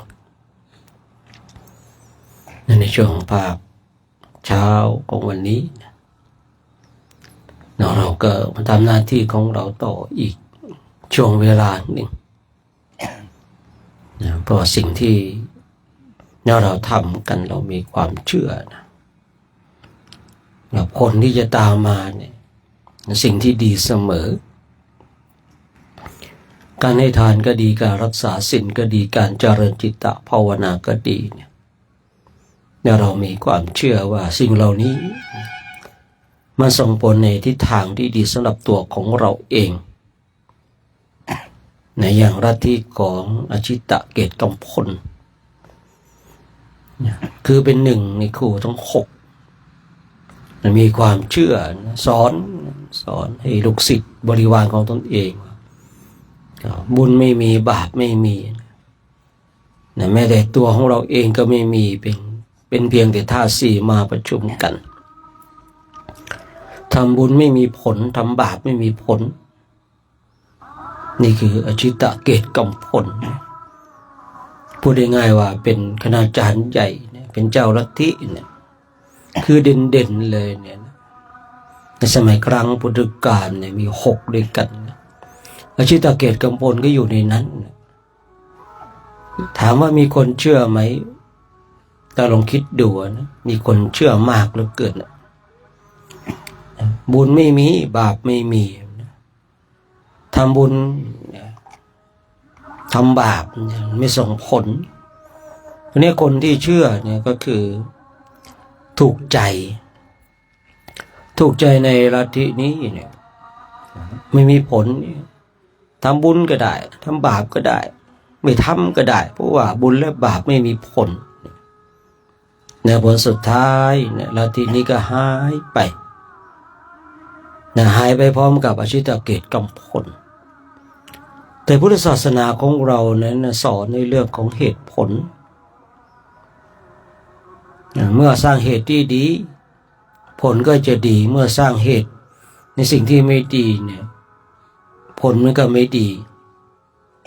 ขึ้นอยู่กับตัวของบุคคลนั้นเองว่าจะสร้างเหตุในสิ่งใดเรามีความเชื่อว่าบุญมีบาปมีเราจึงมาทำบุญกันคนขวายในสิ่งที่เป็นกุศลเรามีความเชื่อเช่นนี้เนี่ยเมื่อเรามีความเชื่อเช่นนี้เราเลยเข้ามาบวชกันเข้ามาอยู่ในขอบเขตของพระพุทธศาสนาเมื่อเราอยู่ในขอบเขตของพุทธศาสนาแล้วเราก็นำสิ่งที่พระพุทธเจ้าทรงได้ตรัสไว้นำมาฝึกปฏิบัตินำหลักธรรมอุปฏิปทาของสาวกของพระพุทธเจ้าเนี่ยมาใส่ใจยิ่งแต่เราได้ไปเนี่ยเมืองไวสาลีเนี่ยซึ่งเมืองไวสาลีเองเนี่ยสิ่งหนึ่งที่พูดไม่ได้เลยคืออุคหะหรือหบดีนะซึ่งเป็นคนที่เกิดอยู่ในไวสาลีเนี่ยพูดได้ง่ายว่าก็เป็นเศรษฐีคนหนึ่งแต่ท่านอุคะเป็นเศรษฐีท่านหนึ่งพ่อแม่ก็ตายไปทิ้งทรัพย์สมบัติวันหนึ่งก็นั่งดูสมบัติของตนเองโอ้โหพ่อแม่เนี่ยหาทรัพย์สมบัติมาไว้มากเหลือเกินเมื่อท่านตายไปแล้วก็ไม่สามารถนำทรัพย์ไปได้ทิ้งไว้ให้ลูกให้หลานแล้วตนเองจะทำอย่างไรกับทรัพย์นี้ดีคือคนบางคนเนี่ยมีความคิดที่แตกต่างกันออกไปอย่างปีผลิหรือว่าพระมหากัสสปะเนี่ยมีความคิดว่าไม่ไหวแล้วมีทรัพย์สมบัติมากไม่ไหวแจกจ่ายตนเองออกบวชดีกว่าจึงว่าโคนตรงเนี่ยปลายก็ตรงเริ่มต้นก็ดีผลสุดท้ายมันก็ดีส่วนท่านอุคะเนี่ยเศรษฐีเนี่ยมีความคิดว่าทรัพย์สมบัติทั้งหลายเนี่ยมีแล้วเนี่ยถ้าเราตายไปก็ไม่ได้ใช้เอาทรัพย์สมบัตินั้นมาเที่ยวมากินมาบำรุงบำเรอดีกว่าเลยใช้ทรัพย์นั้นเนี่ยจ้างผู้คนมาบำรุงบำเรอตนเองมีการดื่มมีการกินสุราเมรัยเป็นต้นทำอยู่อย่างนั้นเพราะอะไรเพราะเห็นว่าทรัพย์นั้นเมื่อเราตายไปแล้วเราก็ไม่ได้ใช้แต่เราต้องใช้ทรัพย์ของเราตอนที่มีชีวิตอยู่แต่ทรัพย์ของท่านอุคะเศรษฐีนี้เนี่ยคือใช้ไปในทางที่ผิด วันหนึ่งพระพุทธเจ้าของเราเนี่ยอยู่ในแคว้นเมืองไวสาลีพอดีท่านอุคะเศรษฐีนี่ก็ไปเห็นในขณะที่เมาไม้อยู่นั้นเห็นพระพุทธเจ้าแล้วหิริและโอตตัปปะเกิดขึ้นเนี่ยเมื่อหิริและโอตตัปปะเกิดขึ้นแล้วเนี่ยตนเองกำลังเมาอยู่หายเมาเลยนะหายเมาแล้วเข้าไปฟังธรรมจากพระพุทธเจ้าบางตำราก็บอกว่าท่านอุคะเศรษฐีนี้ได้บรรลุเป็นพระโสดาบันบางตำราก็กล่าวไว้ว่าท่านได้บรรลุเป็นพระอนาคามีตรงจุดนี้เราก็คือสำหรับผมเองนะเราก็ไม่ต้องไปใส่ใจอะไรมากว่าใครจะบรรลุเป็นพระโสดาบันพระสกิทาพระอนาคาพระอรหันต์เพราะว่านั่นคือเรื่องของเขานั่นคือคุณธรรมของเขาใครบรรลุในส่วนใดบุคคลนั้นก็ได้ในส่วนที่ตนเองได้บรรลุคือบางคนบางท่านนี่ผมเคยคุยการที่เราเฝ้าไปถามท่านบรรลุในระดับใดแล้วเฝ้าไปหาผู้ที่ได้บรรลุธรรมบางคนก็เป็นเช่นนี้นะการที่เราพลอยยินดีกับการบรรลุธรรมของบุคคลอื่นเป็นสิ่งที่ดีแต่ถ้าว่าเราไม่ได้ค้นขวายที่จะไปกราบพระอรหันต์เราค้นขวายที่จะไปถามองค์นั้นองค์นี้ได้บรรลุธรรมชั้นไหนชั้นนี้มันเสียเวลาเปล่าแต่การพลอยยินดีเป็นสิ่งที่ดีนะแต่การที่เราเฝ้าหรือไปหากราบแต่พระอรหันต์ที่ผมเคยคุยทำไมไม่ทำตัวของเราให้เป็นพระอรหันต์นะ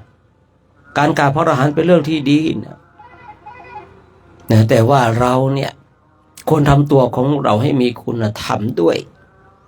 ไปกราบพระอรหันต์แล้วได้อะไรมาไม่ได้อะไรเลยได้แต่รูปภาพมาแบบนี้มันก็ไม่ได้สาระเลยนะไม่ได้แก่นสารเลยนะถามว่าคนที่ไปกราบพระอรหันต์แล้วแต่ใจไม่ได้ถึงในหลักธรรมของความเป็นพระอรหันต์มันก็ไม่ได้ประโยชน์เราท่านทั้งหลายเพียงแต่ตั้งใจจะไปถ่ายรูปกับพระอรหันต์สักรูปหนึ่งนี่มันไม่สามารถปิดอบายได้นะไม่สามารถที่จะปิดอบายได้ฉะนั้นคือบางตำราเขาบอกว่าท่านอุคะเศรษฐีได้ฟังธรรมพระพุทธเจ้าครั้งแรกบางตำราก็บอกเป็นพระโสดาบัน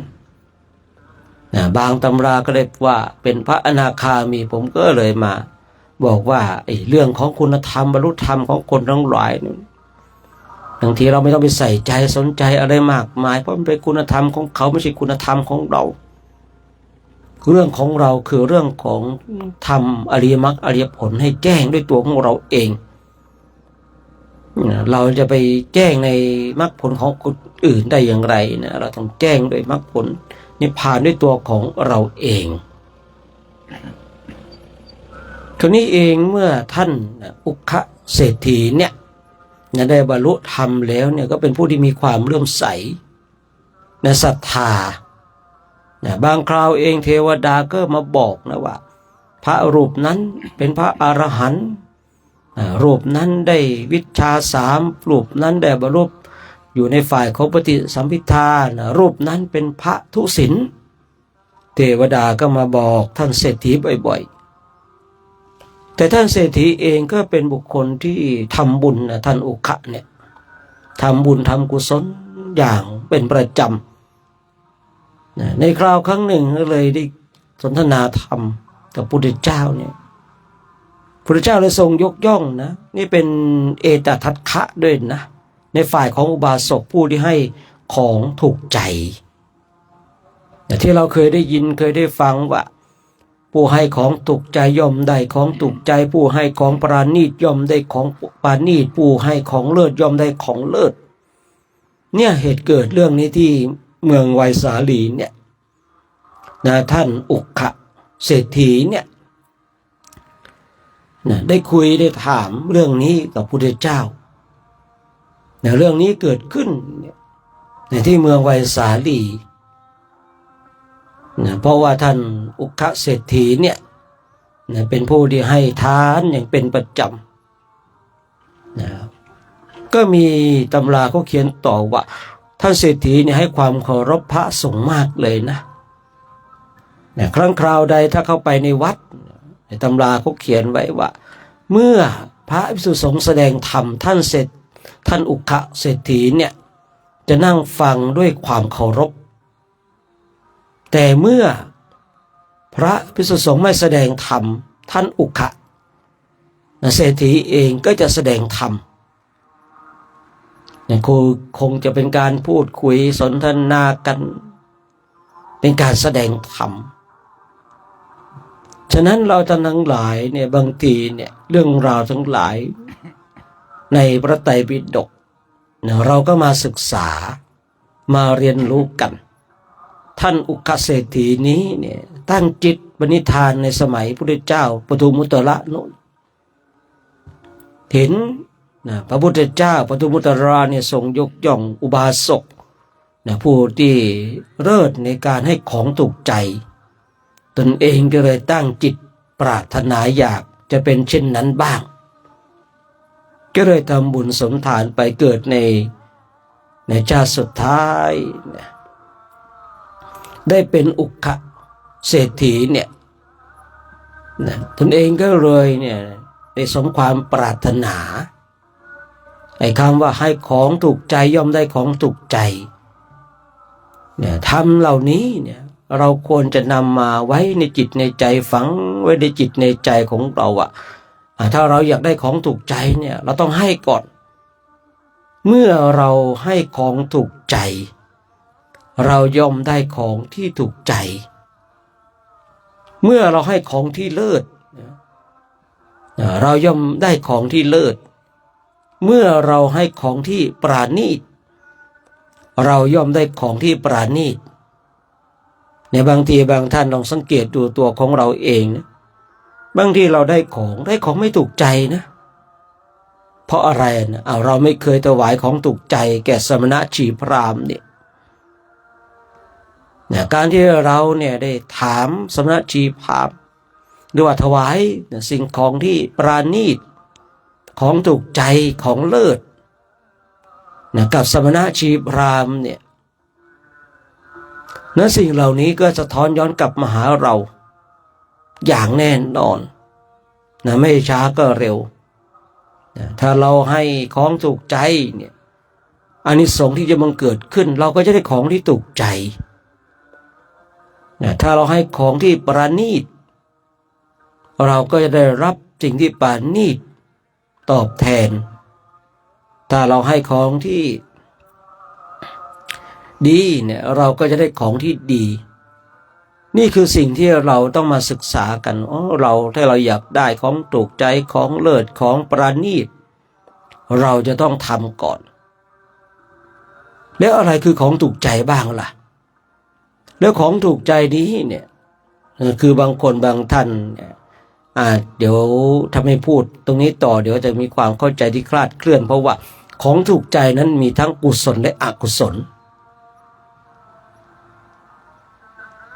ของถูกใจเนี่ยมีทั้งกุศลและอกุศลเช่นสิ่งที่เป็นอกุศลอะไรเนี่ยบุคคลนี้เป็นนักฆ่าเป็นมือปืนให้ปืนไปแล้วถูกใจเขาไม่ถูกใจแต่ความถูกใจนี้มันประกอบไปด้วยอะไรประกอบไปด้วยอกุศลคือบางคนบางท่านเนี่ยชอบแต่พอได้ยินได้ฟังแล้วเนี่ยคือมันมีความคิดที่แตกออกไปว่าแสดงว่าเราให้ปืนกับมือปืนเนี่ยเราก็ต่อไปในอนาคตเราก็จะได้ของถูกใจสิเพราะมือปืนนั้นมันถูกใจปืนเนี่ยคือเราต้องเข้าใจว่าเราต้องให้ของถูกใจที่ประกอบไปด้วยกุศลแล้วสิ่งใดเป็นกุศลล่ะท่านี้เราคุยกันเรื่องของที่เป็นกุศลกันบ่อยๆอยู่แล้วว่าสิ่งใดคือกุศลสิ่งใดคืออกุศลบางคนบางท่านว่าเราให้ของที่ถูกใจเนี่ยเราย่อมได้ของที่ถูกใจกลับมาเนี่ยเราต้องพิจารณาอย่างลงไปอีกว่าสิ่งนั้นต้องเป็นสิ่งที่ประกอบไปด้วยกุศลเมื่อสิ่งนั้นประกอบไปด้วยกุศลเนี่ยเพราะสิ่งที่เป็นกุศลมันย่อมมาซึ่งความเจริญทางด้านจิตใจ เอาอย่างเช่นนะบางคนบางท่านเนี่ยถวายจีวรเนี่ยกับพระเนี่ยถวายแล้วถูกใจท่านโอ้โหเนื้อดีเนื้อประณีตเนี่ยสิ่งที่ดีสิ่งที่ประณีตก็จะบังเกิดขึ้นกับตัวของเราเองที่ผมบอกว่าสิ่งที่เราทำในขอบเขตของพระพุทธศาสนาเนี่ยดูผิวเผินเหมือนกับเราให้บุคคลอื่นแต่ความเป็นจริงเราให้ตัวของเราเองนะดูผิวเผินเนี่ยเราเหมือนกับเราเนี่ยให้บุคคลอื่นได้รับผลประโยชน์จากการให้ของเราแต่ถ้าเจาะลึกลงไปศึกษาในพุทธศาสนาแล้วเนี่ยเรากำลังทำตัวของเราเองให้ตัวของเราเองเรื่องราวของท่านอุคะเศรษฐีเนี่ยจะเป็นเรื่องที่ชัดเจนเลยเราให้ของที่ประณีตเนี่ยบุคคลนั้นได้รับของที่ประณีตจากเราโอ้โหดีเหลือเกินดูผิวเผินว่าคนนั้นได้รับผลประโยชน์แต่พอเจาะลึกลงไปตัวของเราเองนี่ได้รับผลประโยชน์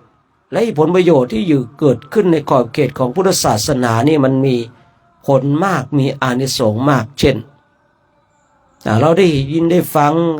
สาวกองค์สำคัญของพระผู้มีพระภาคเจ้าเนี่ยทำบุญแค่ครั้งเดียวนะไม่รู้จักทุกขติเลยมีสวรรค์เป็นที่พึ่งมีสุคติเป็นที่พึ่งเวียนอยู่ในภพสวรรค์และภพมนุษย์เนี่ยทำบุญครั้งเดียวทำบุญครั้งเดียวมีผลมากมีอานิสงส์มากผมเองอ่านในพระไตรปิฎกเนี่ยเจอบ่อยๆว่าสาวกท่านนั้นท่านนี้ทำบุญกับพระพุทธเจ้าพระองค์นั้นพระองค์นี้ทำแค่ครั้งเดียวเนี่ยตายไปแล้วเนี่ยเวียนอยู่ในสองภพคือภพของมนุษย์และภพของเทวดาเท่านั้นเองไม่รู้จักทุกขติเลยเนี่ยไอ้การที่เราให้บุคคลอื่นเนี่ยเหมือนกับบุคคลนั้นได้รับผลประโยชน์แต่ความเป็นจริงตัวของเราเองท่านทั้งหลายตัวของเราเองได้รับผลประโยชน์จากการให้ของที่ดีเราก็จะได้ของที่ดีกลับมาแต่ว่ามันไม่ได้แค่ครั้งเดียวสิเราให้คนอื่นแค่ครั้งเดียวแต่อานิสงส์เนี่ยบางทีมันติดตามตัวเราไปทุกภพทุกชาติเนี่ยแต่การให้นั้นต้องให้ด้วยใจให้ด้วยใจให้ด้วยความเกรงใจให้ด้วยคนอื่นเขาให้เนี่ยอันนี้อานิสงส์น้อยนะบุญก็น้อยอานิสงส์ก็น้อยแต่ถ้าเราให้ด้วยจิตด้วยใจของเราด้วยแรงศรัทธาของเราเนี่ยอันนี้จะมีผลมากมีอานิสงส์มากให้เพียงครั้งเดียวมันติดตามตัวเราไปทุกภพทุกชาติเนี่ยที่ผมได้คุยว่าเรื่องราวที่เกี่ยวกับพุทธศาสนาและสาวกเนี่ยบางทีบางรูปบางคนบางท่านทำบุญแค่ครั้งเดียวเนี่ยโอ้โหพูดง่ายๆว่าเสียทรัพย์ครั้งเดียวแต่ว่าทรัพย์นั้นเนี่ยติดตามตนเองไปทุกภพทุกชาติเนี่ยทีนี้การที่เราจะให้สิ่งของเราได้ให้สิ่งของที่ดีเราย่อมได้สิ่งที่ดีกลับมาเนี่ยให้ของปราณีตทีนี้คำว่าปราณีตเนี่ยมันต้องดูตัวของเรานะต้องดูตัวของเราอย่าเอาคำว่าปราณีตของเราไปเปรียบกับคำว่าปราณีตของบุคคลอื่นเช่นคำว่าปราณีตของคนจนกับปราณีตของคนรวยมันแตกต่างกันคนรวยเนี่ยถ้าคนรวยเนี่ยเขาไม่เห็นของคนจนของนั้นก็จะไร้ค่าของนั้นจะไร้ค่านะแล้วก็รวยเนี่ยเขาเห็นของคนจนเนี่ยของไม่น่าใช้เลยไม่น่ากินเลยอย่างเงี้ยไม่น่าฉันไม่น่ารับประทานเนี่ยพูดง่ายๆนะถ้าคนรวยเห็นเนี่ยป่ะฉะนั้นคำว่าปราณีตของคนจนกับคนรวยเนี่ยเราต้องเอามาเปรียบเทียบกันไม่ได้นะอาหารของคนจนกับอาหารของคนรวยเนี่ยมันย่อมแตกต่างกันและคำว่าปราณีตเขาบอกว่าที่อ่านเจอในตำราว่าคือตนเองเนี่ยกินเช่นนี้แต่ให้ดีกว่าเศรษฐีเนี่ยพูดง่ายๆว่า กินอาหารที่ดีแต่เวลาถวายพระเนี่ยถวายพระในอาหารที่ไม่ดีต่ำกว่าที่ตนเองกินนะพูดง่ายๆว่าอาหารนั้นตัวเองไม่กินเป็นอาหารของคนใช้แต่เอามาถวายพระนะเช่นนี้ไม่สามารถจะใช้คำว่าปราณีตได้นะแต่ถ้าว่าอาหารของคนจนตนเองเนี่ยโอ้โหกินน้ำพริกเนี่ยน้ำพริกผักต้มนะบังเอิญวันหนึ่งเนี่ยได้หมูมาสมมตินะได้สมมตินะได้หมูมาตนเองเนี่ยไม่เคยกินหมูเลยแต่วันนี้ได้หมูมาอย่างเงี้ยนะเอาไปถวายพระดีกว่าเนี่ยอันนี้ก็เรียกว่าอาหารปราณีตคำว่าปราณีตเนี่ยของแต่ละคนมันไม่เหมือนกันนะต้องดูการเป็นอยู่ของบุคคลนั้นๆถ้าเราเอาคำว่าปราณีตของทุกๆคนเนี่ยมาเป็นค่าวัดอย่างเดียวกันเท่ากันเนี่ยมันใช้ไม่ได้นะเราจะต้องดูว่าบุคคลนั้นอยู่มีความเป็นอยู่อย่างไรให้ของที่ปราณีตย่อมได้ของที่ปราณีตกลับมาผมยังชอบใจในสิ่งที่เกิดขึ้นในขอบเขตของพุทธศาสนาคือบางครั้งเนี่ยเราทำแค่ครั้งเดียวแต่ผลมันติดตามจนไปถึงในชาติสุดท้ายของเราผมเองจึงกล้าพูดว่าไอ้การที่เราให้คนอื่นเนี่ยเหมือนคนอื่นได้รับประโยชน์แต่ที่ไหนได้นะตัวของเราเองนี่แหละเป็นผู้ที่ได้รับผลประโยชน์อย่างแท้จริงนะคนที่ได้รับของจากเราเนี่ยบุคคลเหล่านี้ถือว่าเป็นเนื้อนาบุญเป็นนะพูดถ้าใช้คำพูดนี้ก็คงไม่ผิดคือเป็นตัวเชื่อมเป็นสะพานบุญให้กับตัวของเราเองนะที่เรามีเนื้อนาบุญในยุคใดการใดที่มีพระพุทธเจ้ามีพระธรรมมีพระสงฆ์บุคคลที่เกิดมาพบเจอพระพุทธพระธรรมพระสงฆ์ถือว่าเป็นความโชคดีเพราะได้เนื้อนาบุญที่ชัดเจนและดีแต่ถ้าในยุคใดการใดที่คนทั้งหลายเกิดมาไม่พบเจอพระพุทธเจ้าพระธรรมพระสงฆ์แต่เรื่องของการทำบุญสุนทานยังมีอยู่แต่ว่ามันน้อยเหลือเกินผลเนี่ยผลที่จะบังเกิดขึ้นเนี่ยมันน้อยเหลือเกินพูดง่ายๆว่าบุคคลที่ทำบุญนอกขอบเขตของพุทธศาสนาเนี่ยมีผลน้อยมีอานิสงส์น้อยไม่ใช่ว่าไม่มีนะท่านทั้งหลายมีอยู่นะมีอยู่แต่ว่ามันมีผลน้อยได้อานิสงส์น้อยไม่เหมือนบุคคลที่ทำบุญอยู่ในขอบเขตของพระพุทธศาสนาเมื่อเราทำด้วยจิตด้วยใจของเราก็จะมีผลมากมีอานิสงส์มากฉะนั้นเรามาศึกษากันมาเรียนรู้กันว่าการที่เราให้ของที่เลิศเรายอมได้ของที่เลิศการที่เราให้ของปราณีตเรายอมได้ของที่ปราณีตการที่เราให้ของดีเรายอมได้ของดีเนี่ยต้นเหตุอยู่ที่เมืองไวสาลีเนี่ย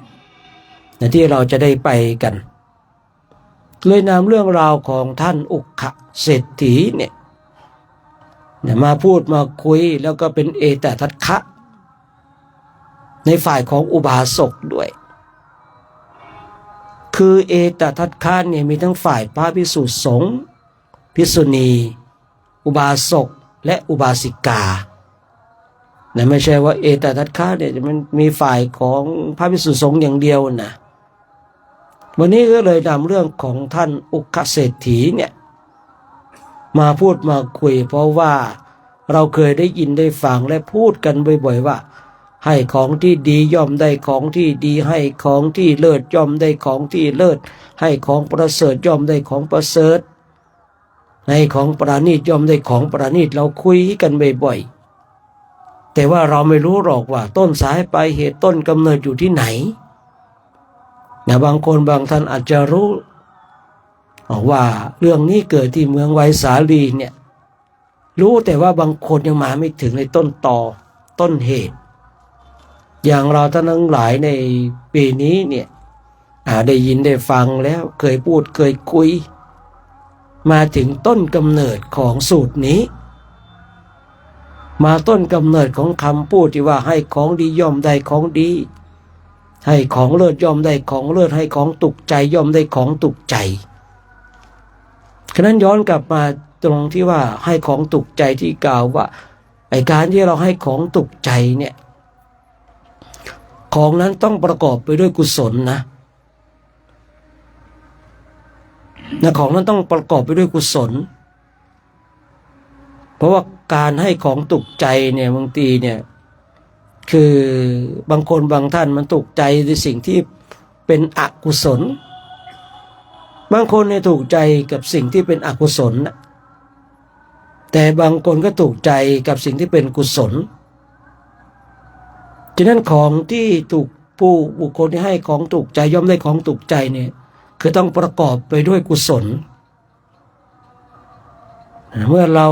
นำไปพิจารณาแล้วในคราวต่อไปเราจะสร้างการกุศลอยู่ในขอบเขตของพระพุทธศาสนาก็ไปพิจารณาไตร่ตรองไข้ควรเพราะการที่เราให้บุคคลอื่นเราย่อมได้รับผลประโยชน์จากการให้นั้นฉะนั้นในเช้าวันนี้ก็ฝากไว้ให้เราท่านทั้งหลายนั่งบำเพ็ญเพียรภาวนาฝึกฝนอบรมบ่มนิสัยจนกว่าจะได้เวลาในการแผ่เมตตาตอนนี้เราก็นั่งภาวนากันสักระยะหนึ่งจนกว่าจะได้เวลาในการแผ่เมตตานะ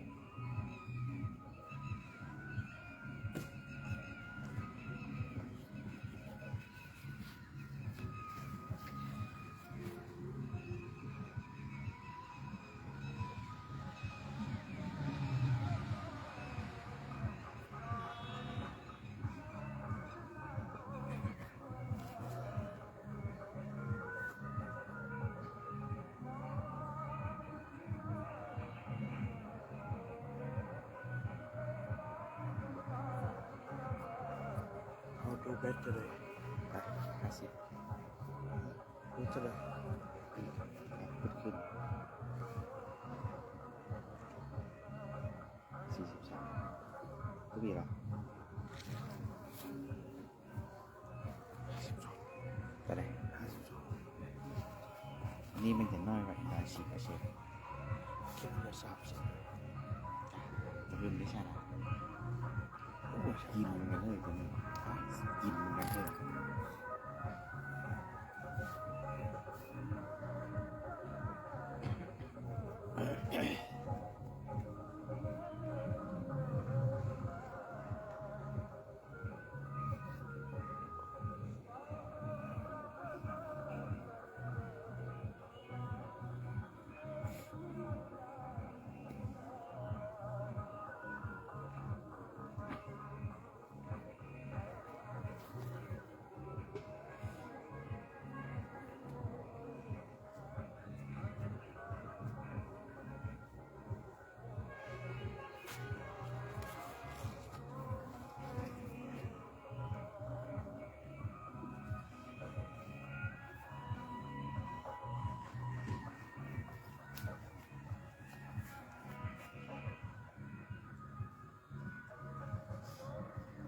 เรื่องอะไร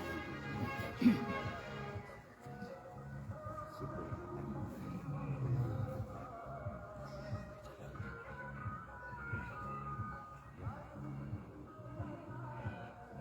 ดูบิน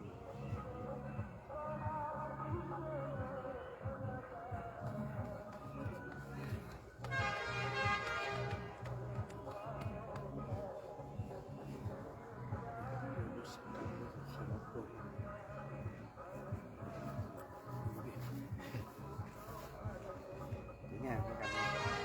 เ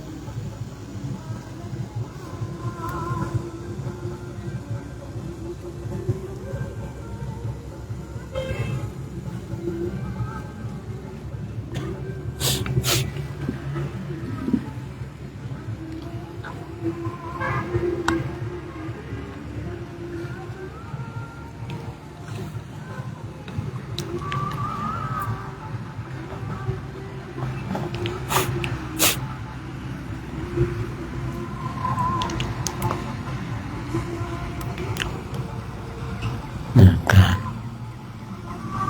เจริญจิตภาวนาในช่วงเช้าของวันนี้ก็สมควรแก่เวลานะให้เราท่านทั้งหลายทำความสึกตัวพร้อม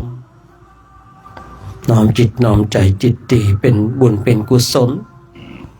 จะได้ร่วมกันแผ่เมตตากับสรรพสัตว์ทั้งหลายที่เป็นเพื่อนทุกข์เกิดแก่เจ็บตายของเราสัตว์ใดที่มีความทุกข์ขอให้พ้นจากทุกข์สัตว์ใดที่มีความสุขนะขอให้สุขยิ่งขึ้นไปนะ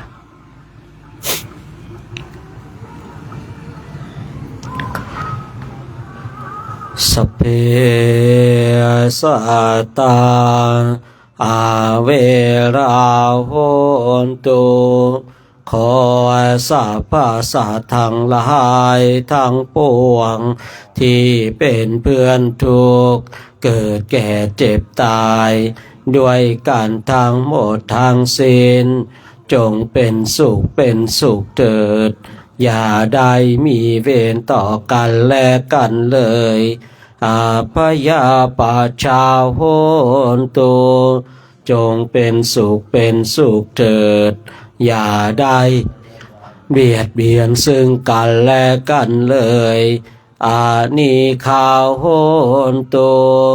จงเป็นสุขเถิดอย่าได้ความทุกข์กายทุกข์ใจเลยสุขีอัตตานังปริหะรันตุจงมีแต่ความสุขกายสุขใจรักษาตนให้รอดพ้นจากทุกข์โทษเวรภัยอันตรายทั้งปวงจงทุกข์ทั่วหน้าเถิดกาตังปุญญาพลังไมหังสาเพภาเคียภวันตุเตขอสัพพสัตว์ทั้งหลายทั้งปวงเหล่านั้นจงเป็นผู้มีส่วนได้เสวยผลบุญที่ข้าพระเจ้าทั้งหลายได้บำเพ็ญแล้วนี้เถิ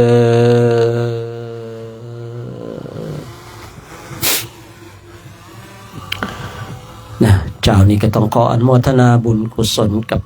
คณะพระภิกษุสงฆ์องค์สมณเณรพร้อมกับแม่ชีนะแล้วก็ญาติโยมนะที่ชมไลฟ์สดอยู่นะทางบ้านนะซึ่งวันนี้เองก็ความหนาวก็ประมาณ16องศานะในช่วงภาคเช้าของวันนี้เนี่ย16องศาก็กำลังพอดีนะไม่หนาวมากจนเกินไปนะแต่ก็ไม่ร้อนนะอากาศอินเดียก็เอาแน่นอนไม่ได้นะครับช่วงนี้นะช่วงที่เราเดินบางวันอาจจะร้อนบางวันอาจจะหนาวอันนี้ก็ว่ากันไปนะ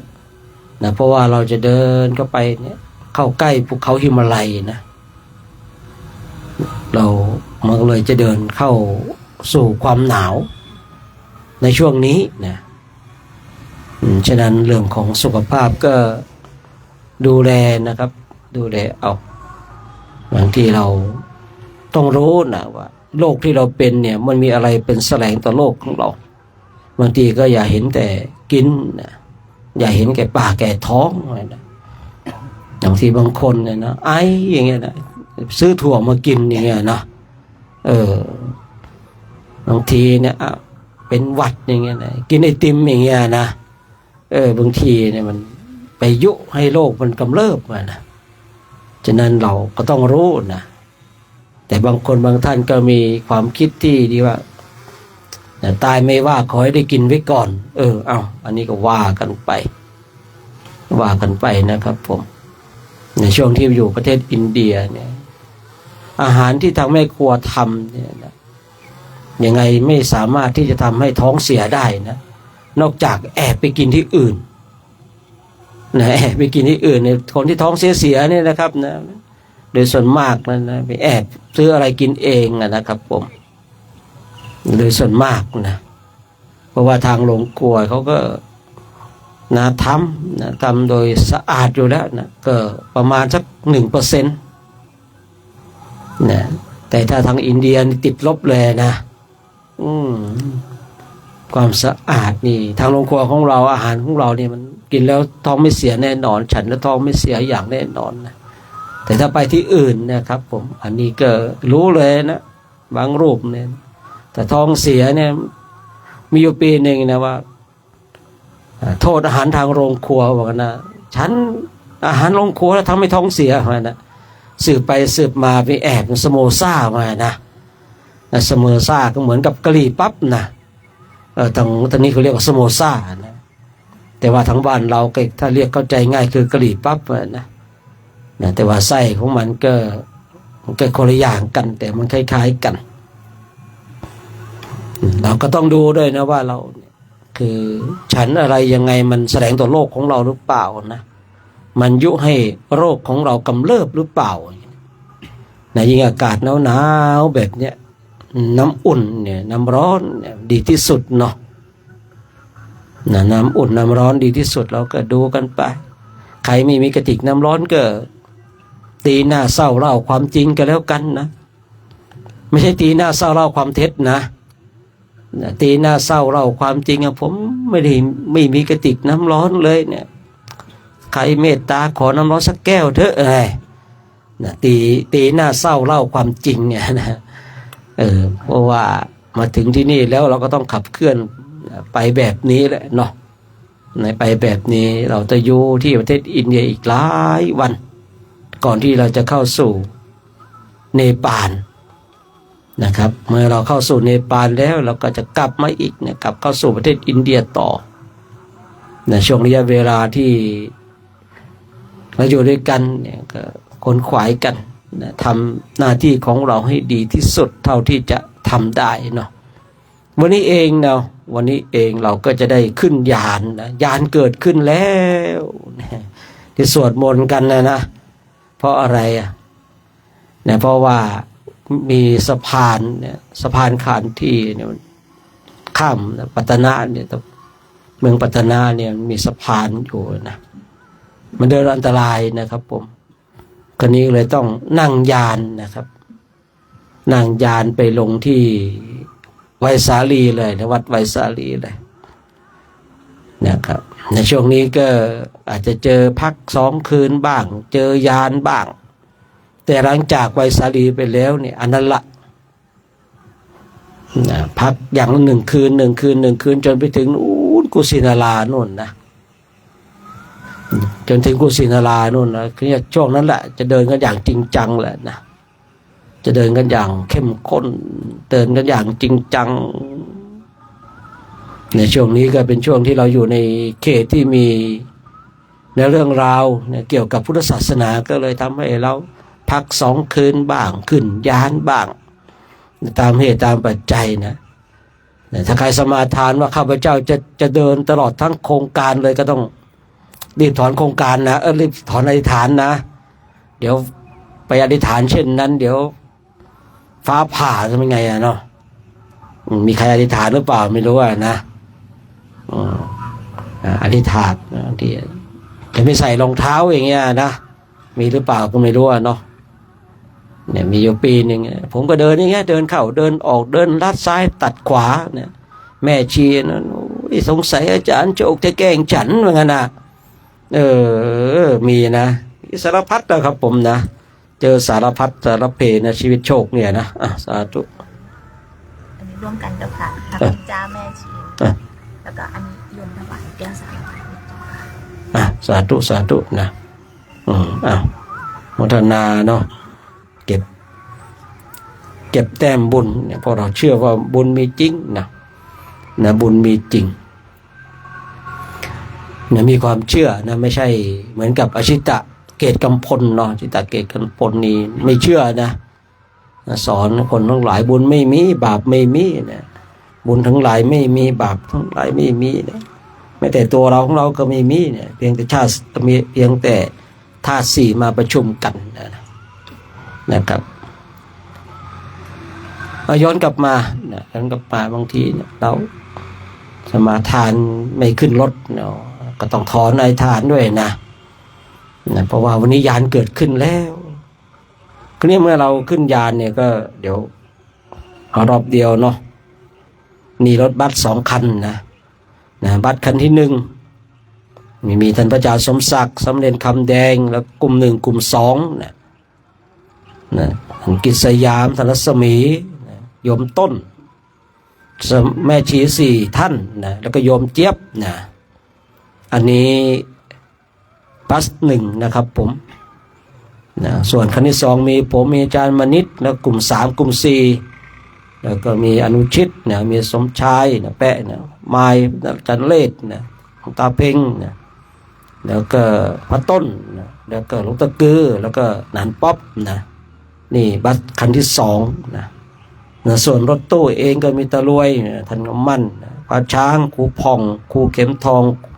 โยมวัชรีโยมโยมจุ๋มอันนี้รถตู้นะครับนะส่วนรถ12 ล้อ หมอสกลท่านชาญวิทย์ท่านปิงของตาวินัยเนี่ยท่านเสียงเนี่ยนะครับผมอันนี้รถ12 ล้อนะ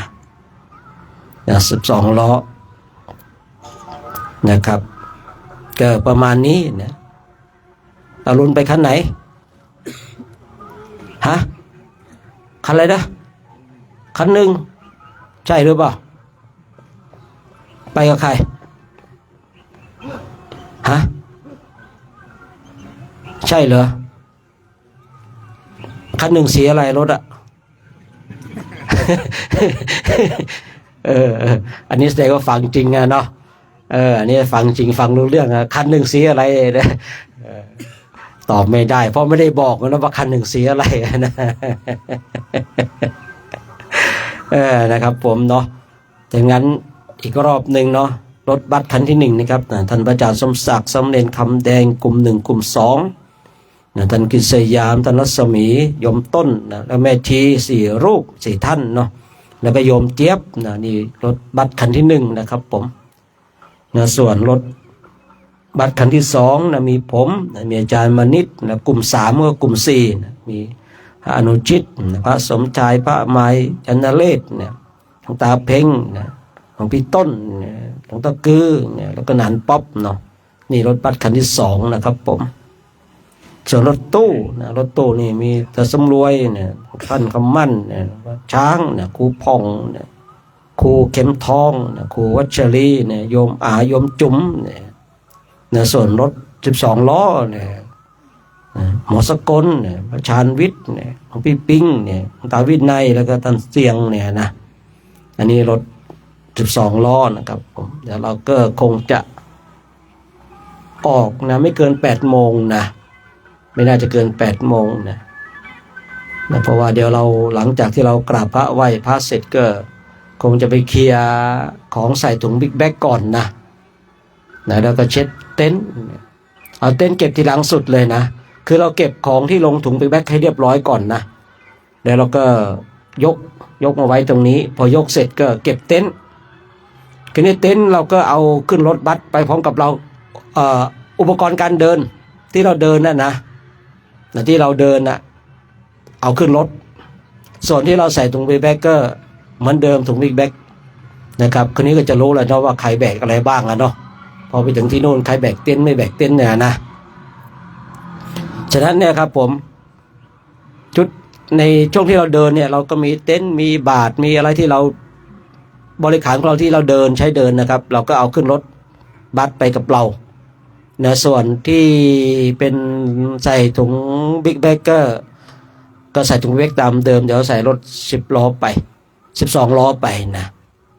ะครับเดี๋ยวเราก่อนนี้นะพอเรากราบพระไหว้พระเสร็จเราก็ไปเก็บของลงถุงบิ๊กแบ็กก่อนพอเก็บเสร็จเก็บเสร็จเราก็ยกถุงบิ๊กแบ็กมาไว้ท้ายรถ10 ล้อ12 ล้อนะครับผมหลังจากนั้นเราก็ไปเก็บเต็นท์เก็บเต็นท์เสร็จทีนี้เตรียมความพร้อมรอว่ารถมาช่วงไหนอะไรยังไงเพราะว่านัดรถไว้7 โมงครึ่งนะครับ7 โมงครึ่งตอนนี้ก็6 โมงก็คงจะพอดีเนาะก่อนที่เราจะเก็บเต็นท์เสร็จเก็บถุงลงบิ๊กแบ็กเสร็จก็ไม่น่าจะเกิน8 โมงเช้าได้ออกจากตรงจุดนี้นะครับผมแต่ว่าทางเห็นก็บอกว่าอุ้ยงานเขาเริ่มมัน11-12 โมงนู่นนะแต่เรารีบไปก่อนนะจะรีบไปก่อนไม่อยู่แล้วยิ่งก็ผีตองเหลืองอีกนะเราเนี่ยนะผีตองเหลืองนี่รอให้ใบตองนี่มันเหลืองก่อนมันจึงย้ายนะของเราเนี่ยนะขอประทานอภัยแต่อุจจาระไม่ทันแห้งเลยไปแล้วนะ เมื่อกี้เดินไปโอ้กระดาษเช็ดชู่เต็มเขาทึกเลยทั้งหลังนู่นนะ เดินไปทางโน้นเมื่อกี้โอ้โหเอาอารามเซเนาะห้องน้ำดีสุดนะนี่ยังดีนะยังมีห้องน้ำแต่รับออกไปข้างนอกนะครับผมผมเองถ้ามีกว้างๆแบบนี้ผมจะไม่เข้าห้องน้ำเพราะอะไรห้องน้ำมันสกปรกมันเชื้อโรคมันมากครับผมอย่างที่ผมเคยบอกนะที่เราฉี่กันเนี่ยฉี่ไปเนี่ยไอเชื้อโรคเนี่ยเชื้อโรคมันมากับ น้ำฉี่ของเรานะมันไหลพุ่งเข้ามาเลยนะครับไอปีนั้นที่ผมเป็นโรคเพราะว่าเกิดจากตรงเนี้ยเกิดจากตรงนี้นะครับผมเพราะว่าเรื่องของอาหารเนี่ยผมแทบจะไม่ไปยุ่งเกี่ยวกับอาหารของอินเดียเลยนะมีอยู่เส้นทางเดียวที่มันได้คือตอนที่เราไปฉี่ครับฉี่แล้วเชื้อโรคมันก็พุ่งมาตามน้ำฉี่ของเราอะนะแต่บัดนั้นผมก็หลีกเลี่ยงห้องน้ำหลีกเลี่ยงห้องน้ำเลยครับผมจะเบิกเส้นทางใหม่ด้วยตัวของเองเราจะไม่ไปทับรอยคนอื่นนะเนาะก็ตามนี้ก็แล้วกันนะตามนี้ก็แล้วกันก็เดี๋ยวพอเรากราบพระไหว้พระเสร็จนะเราก็ไปเก็บลงของถุงบิ๊กแบ็กเนาะเก็บของเสร็จเราก็ยกมาไว้ท้ายรถ12 ล้อนะพอเรายกของเสร็จเราก็เก็บเต็นท์พอเก็บเต็นท์เสร็จอะไรเสร็จเราก็ดูนั่งผ้าปูนั่งอะไรแถวเนี้ยเนาะนะพอถึงความพร้อมเราก็จะได้ขึ้นยานกันไม่รู้ว่าจะพร้อมตอนไหนเวลาไหนก็ไม่รู้เหมือนกันเนาะแต่ว่าเราก็ต้องเตรียมความพร้อมสำหรับตัวของเราก่อนนะก่อนที่เราจะเดินทางฉะนั้นวันนี้ก็ต้องขออนุโมทนาสาธุการกับนะเราท่านทั้งหลายกันที่ได้มาร่วมกันทำวัดสวดมนต์นะมาร่วมกันเจริญธรรมกรรมฐานกันเนาะแล้วก็มาร่วมถวายจตุปัจจัยนะแล้วก็อนุโมทนากับท่านคำมั่นด้วยนอกที่ได้พร้อมกับญาติที่ทำทางสปป.ลาวและต่างประเทศได้ร่วมเป็นเจ้าภาพยานพาหนะเดินทางไปวัดไทยไวสาลีในวันนี้เนาะก็จำนวนเงิน 25,000 รูปีก็ต้องขออนุโมทนาสาธุการแล้วก็ญาติโยมนะทุกคนทุกท่านที่ได้ร่วมจตุปัจจัยมาเนาะเขาร่วมในโครงการจาริกธรรมนะตามรอยบาทพระศาสดาวัดดอยเทพนิมิตรปีที่12นี้ก็ขออ้างอิงคุณพระศรีพระรัตนตรัยนะจงปกปักรักษาให้ท่านทั้งหลายนะทุกคนทุกท่านจงมีความสุขมีความสงบมีความร่มเย็นคิดสิ่งประการใดเป็นไปโดยชอบประกอบในธรรมแล้วก็ขอให้สิ่งนั้นจงสำเร็จจงสำเร็จจงสำเร็จด้วยเถิดเดี๋ยวเราร่วมกันให้พรกับท่านเจ้าภาพแล้วก็ร่วมกันให้พรกับท่านทำคำมั่นพร้อมกับญาติธรรมทั้งทางสป.เราและต่างประเทศและญาติโยมทุกคนเนาะอายุโทภาราโทเทียโลวานาโทปฏิภาณโทสุขาสัทธาตาเมธาเวสุขังโสอติฆาชติอายุงทัตตวาพลังวานังสุขันจะปฏิภาณโททิคายโหนติยาทายาโตปปาชติติสาธุเด้อนะเราก็ให้พรแบบสั้นๆเนาะก็ไม่ได้สั้นนะก็นี่ไงนะบางทีบางผมให้พรสั้นเหลือเกินต้องการยาวๆก็ได้นะวังโหนตุอาจารย์ในวันนี้ก็เป็นวันดีสีมังคลาประเสริฐล้ำเลิศก็วันตั้งหลายบัดนี้ได้มีหมายมีชื่อว่าชื่อหยองก็ ทางเหนือกล้าฝากกันนะแซว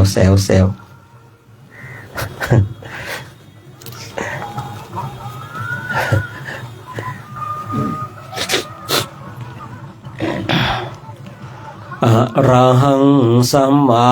สัมพุทโธภควาพุทธังภควันตังอภิวาเท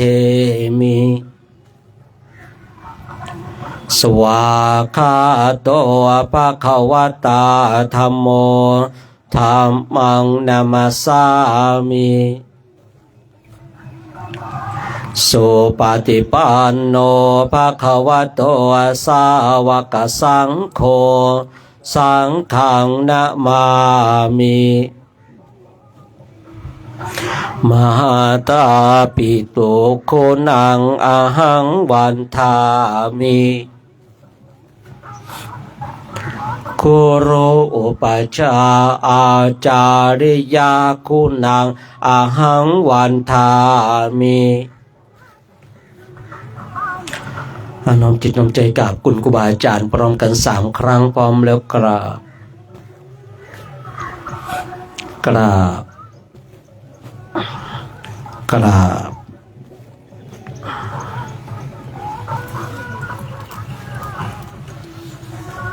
จะเป็นที่เลือกกราบกับอาจารย์เพื่อการป้องกันรักษาทั้งกราบ สาธุนะ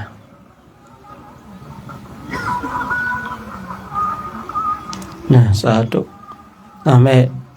สามเณรแม่ชีพร้อมแล้วกราบ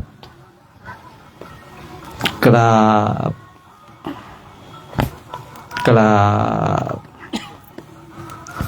สาธุนะโมทนาโอ้น้องหญิงวิ่งร